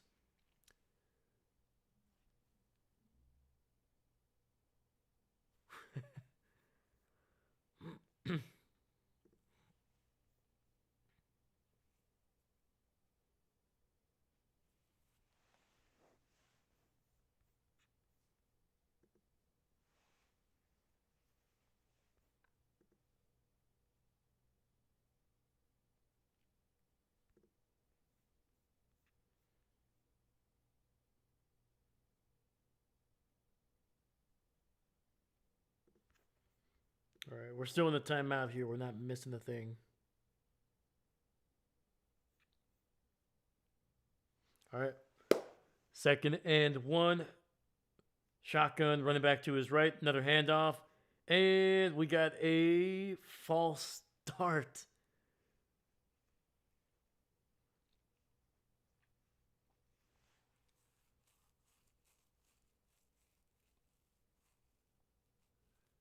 Oh, man. Things are going to get interesting now.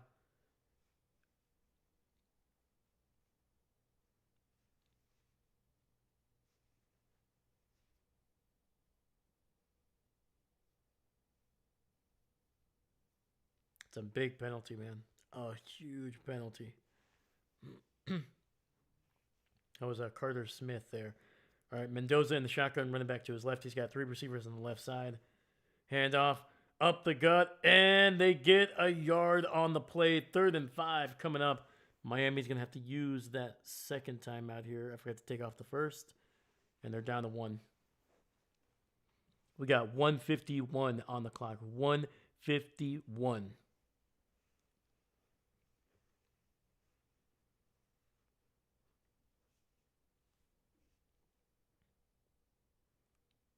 Yes, they did use the first they did use a timeout on the 9-yard gain.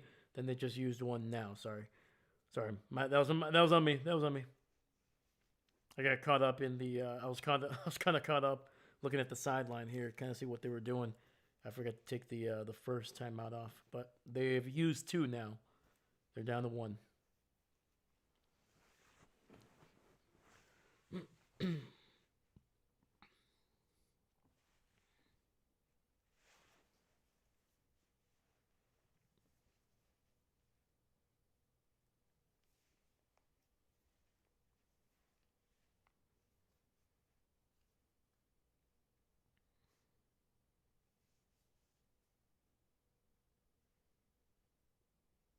All right.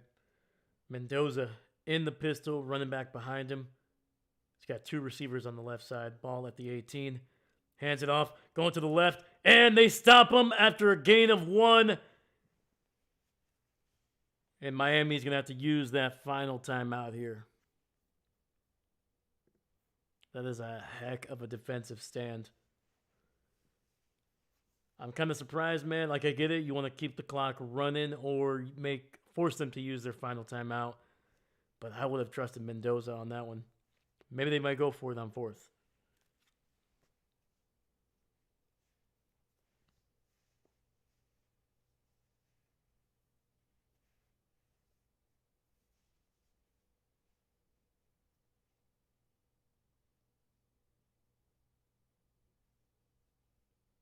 And no, sending out the kicker on 4th and 4.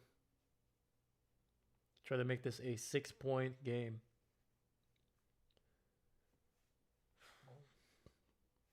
All right. This is Nico. He made one from 34. This one is from 35.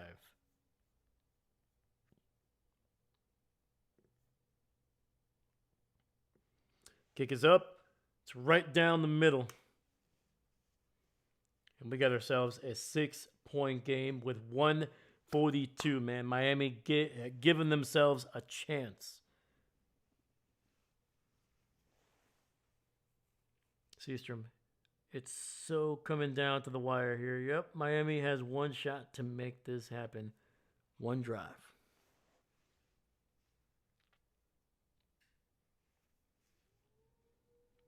All right, man. One drive, one chance. Mom spaghetti, man. Let's go.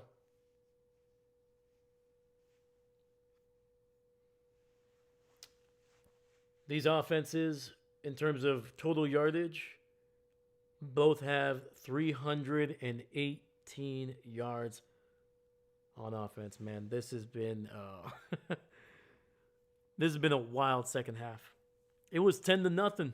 10-0 at halftime.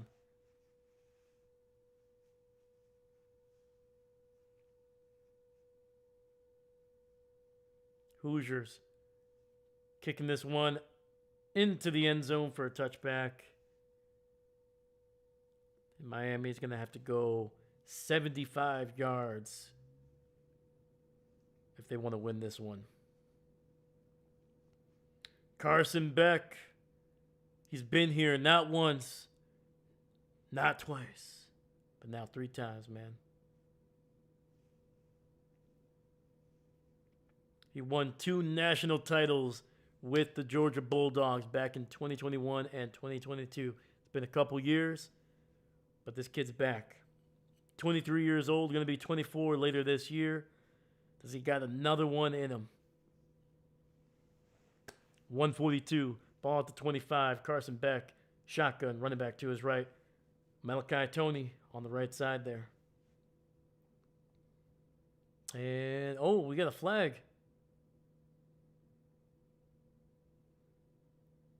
And they're going to say a delay of game.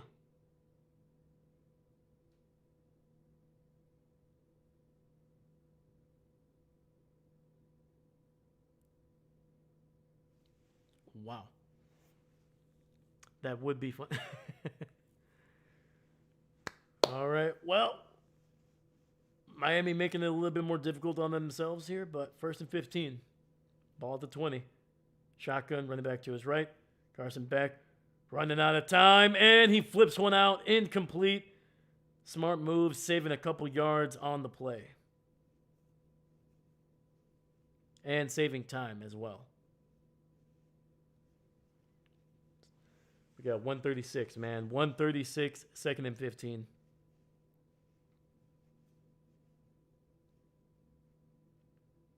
That's a senior move right there, man. Knowing you don't have timeouts, you can't afford to get sacked, can't lose time, you can't lose yardage. Just pitch it out into the middle of nowhere, basically. 136, back in the shotgun, running back to his right. 2 receivers to the right side. Looks, throws to the right, and that's going to be incomplete. He had C.J. Daniel open, and it looks like Carson Beck just took an absolute shot in the pocket there. It's going to be roughing the passer, and that's going to give Miami 15 yards, man.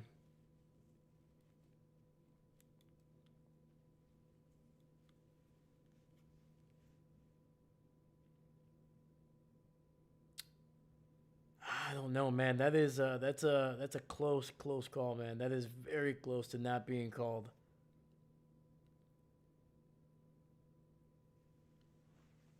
.132. Ball's going to be at the 35 now. 1st and 10. Back in the shotgun. Looking. Dumping it underneath to his running back. Breaks a couple tackles. Picks up 11 down to the 46. Clock is going to continue to run. Actually, sorry, I forgot they stop it until the ball is down there. So, yeah. 123, 122, 121. Beck takes a snap. Looks. Has time. Throws it. And it's caught. Malachi Tony picking up 7.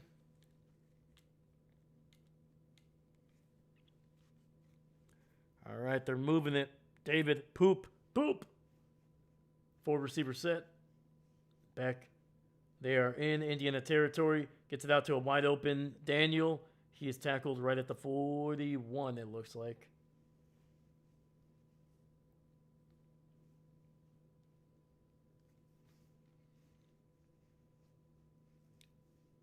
All right, 50 seconds. 49, 48, 47.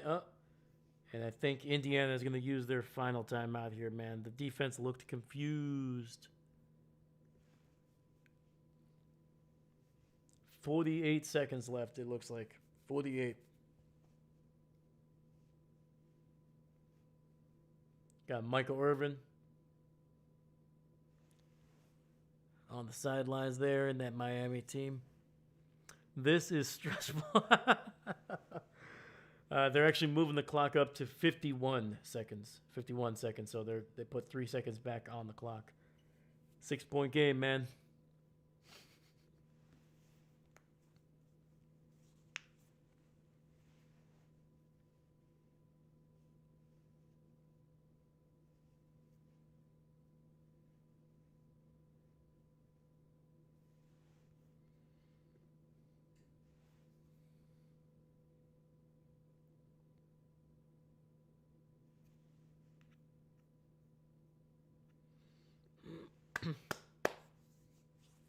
Yeah, there's going to be no overtime here, man.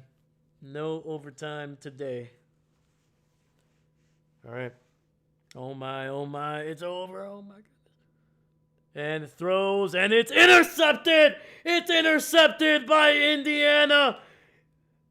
And the Hoosiers are going to win it all undefeated. 16-0. Unbelievable. We have a flag, but I'm pretty sure that's going to be from him taking his helmet off and just not enough juice on the throw there to the left.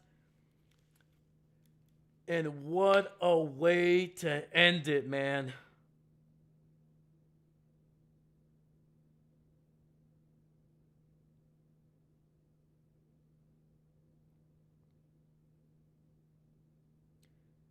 Unbelievable. Holy cow. The penalty, I'm pretty sure, is just excessive celebration. You can't take your helmet off on the field. Holy crap, man.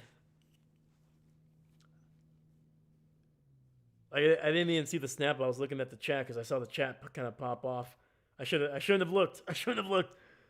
Underthrown. It was not going to get there even if the corner did not. Number 22 undercutting the route, and that is wow.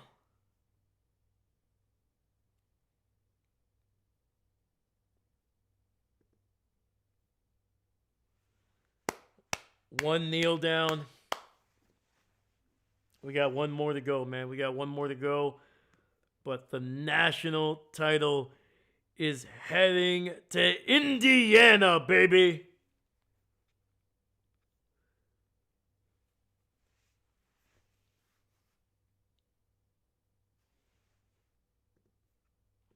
We got one more final kneel down. It's basically at the 2-yard line. So, and Mendoza basically running a quarterback sneak to make sure he doesn't get hit into the end zone. And that is it. The Hoosiers have done it. An undefeated season.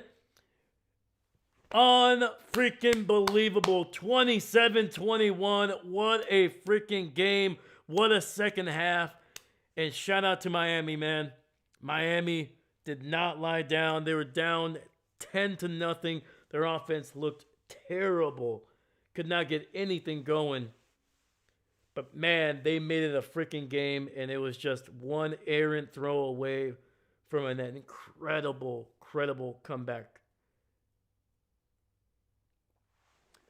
Holy freaking cow, man.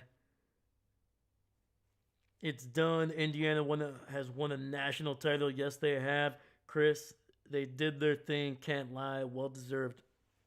Salute, man. Respect. Respect to everybody, man. Freaking Miami, man. They made it a freaking game. They basically almost outscored Indiana there in the actually, no, they did. They outscored Indiana in the second half, 17-21. Holy freaking cow, man.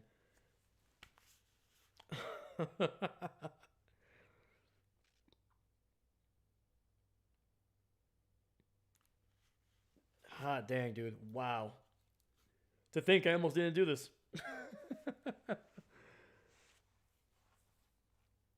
Kurt Signetti, man, what a freaking turnaround! This team was 3-9 before he got there, man. 3-9, nowhere near the national stage. They go 11-2 last year, and now this year a perfect regular season, 12-0, first time in their entire program's history, 121 years. First time they finished a regular season without any ties, any losses, 12-0. And then in the playoffs, they go a perfect 4-0 to finish 16-0, the perfect season in the playoff era, man.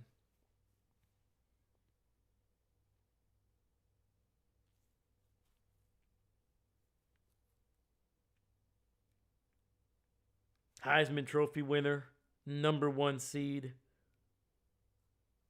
They did it all, man. They freaking did it all.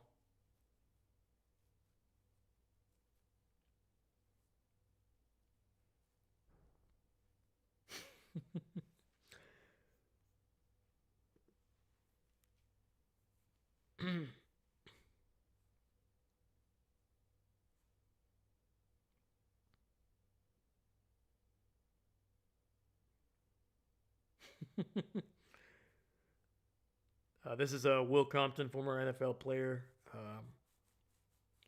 busting with the boys host. When my kids become of age, I will be telling them about the 2025 Indianapolis Hoosiers.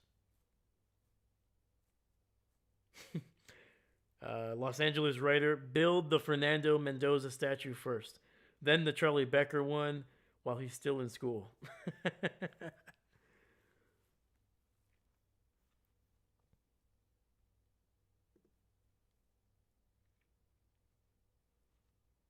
There it is, man. The boy with Cuban born grandparents rising to the top to give Indiana their first title in 121 years of existence, man.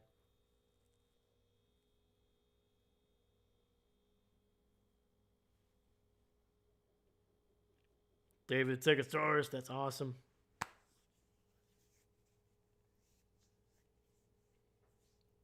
Yeah, dude, I don't know, man. Like what we just saw, I'm not gonna pretend I was here for the whole ride. I'm not. But damn, dude, 2 years going from 3-9 to 16-0, national titles, perfect season.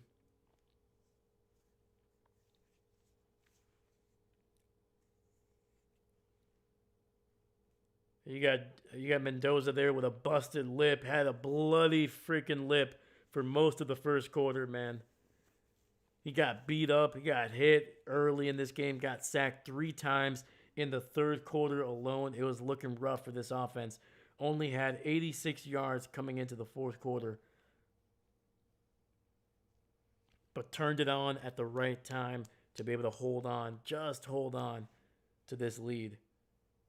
And once again, shout out to Miami, man. I don't know how many people were picking them to win. I did. They were down 10-0. Their offense looked horrendous. Horrendous. They had 30, I think it was like they had like 30 something yards coming into that final drive before halftime. And even then, they were able to get 43 yards on that drive, set it up for a potential field goal, and it doinks off the right upright, demoralizing coming into the half. It looked like the Hoosiers, who had the ball to start the second half, were going to be able to put away this game with potentially a touchdown. Instead, that defense for Miami racking up 2 sacks on that first drive against the Hoosiers offense. And then the defense, and then the offense for Miami. Explosive run by Fletcher, getting them going. And that's just kind of how it was, man. After that, it was a back and forth affair. Never getting bigger than a 10-point lead, but never getting close enough to be tied. Holy freaking cow. I'm losing my voice. You can probably hear it. Holy freaking cow, man.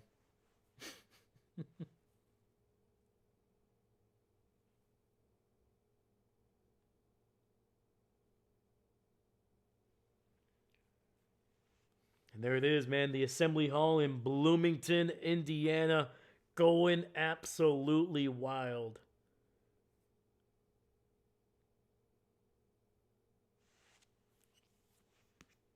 I mean, I don't know. Do we have any people still watching? All right, we got a few people. We got a few people, man. I appreciate you guys. Thank you so much, man. Thank you, thank you, thank you, thank you.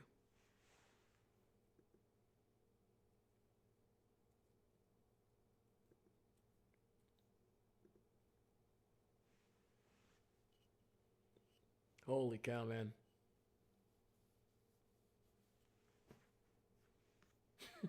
David, I appreciate you, buddy. Thank you, thank you.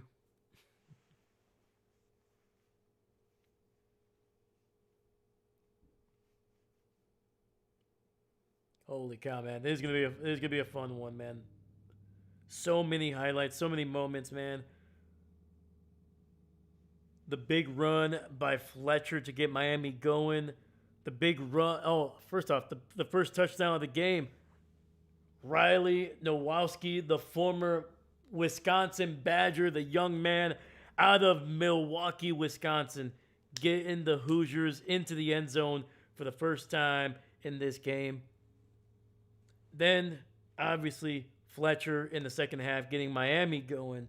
Then you had the Mendoza 4th and 5 keeper. Made a great cut to the right, took a hit at the 5, dove for the end zone, took a shot as he was diving, held onto the ball, scoring a touchdown. And then, of course, you get Miami 3rd and 15 inside, basically at their own 15. 4 plays later, able to drive all the way down 85 yards on 3 explosive plays, capped off by the 22-yard run by Malachi Tony, the true freshman, borderline a high schooler at this point. And then, of course, one final drive for the Hoosiers. Didn't get into the end zone, able to tack on a field goal to force Miami to have to go for it in for a touchdown. And then at the end, just not enough juice on the throw by Carson Beck, a former 2-time national title winner. But trying to throw it to the left side, did not have enough gas on it, gets picked off, and that's where we were.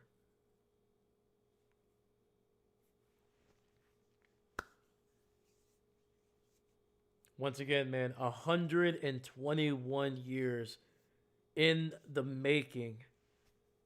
And the Hoosiers are national title champions at football. There it is.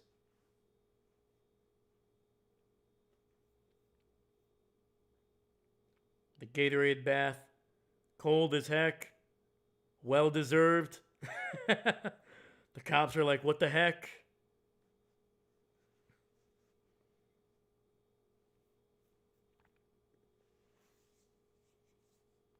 Let's go, man. All right, guys. Anything from the chat before I go, man? I'm going to give you guys the final word. Let me know.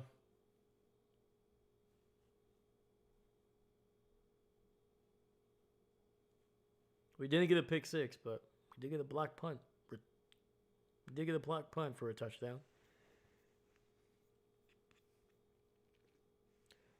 That was the other thing, too. I forgot to mention the blocked punt recovered by Indiana to make it a 17-7, right? Chris, thanks for covering this one, Dave. Always, my man. Heck yeah, man. Thank you guys. Thank you guys for showing up, man. Appreciate you guys. Final word, burritos. Burritos. Pleasant surprise. Heck yeah, man. To think I almost didn't do it, man. Yeah, we're gonna. I think we're gonna have to do this. We're gonna have to make this an annual thing. If we do college football, we're definitely doing the national title, man. We gotta do it. We gotta do it. New tradition starting on the channel. Seastrom, have a good one. See you this weekend. 100%. See you there, man. Oh, no. What the heck? My Xbox just turned off.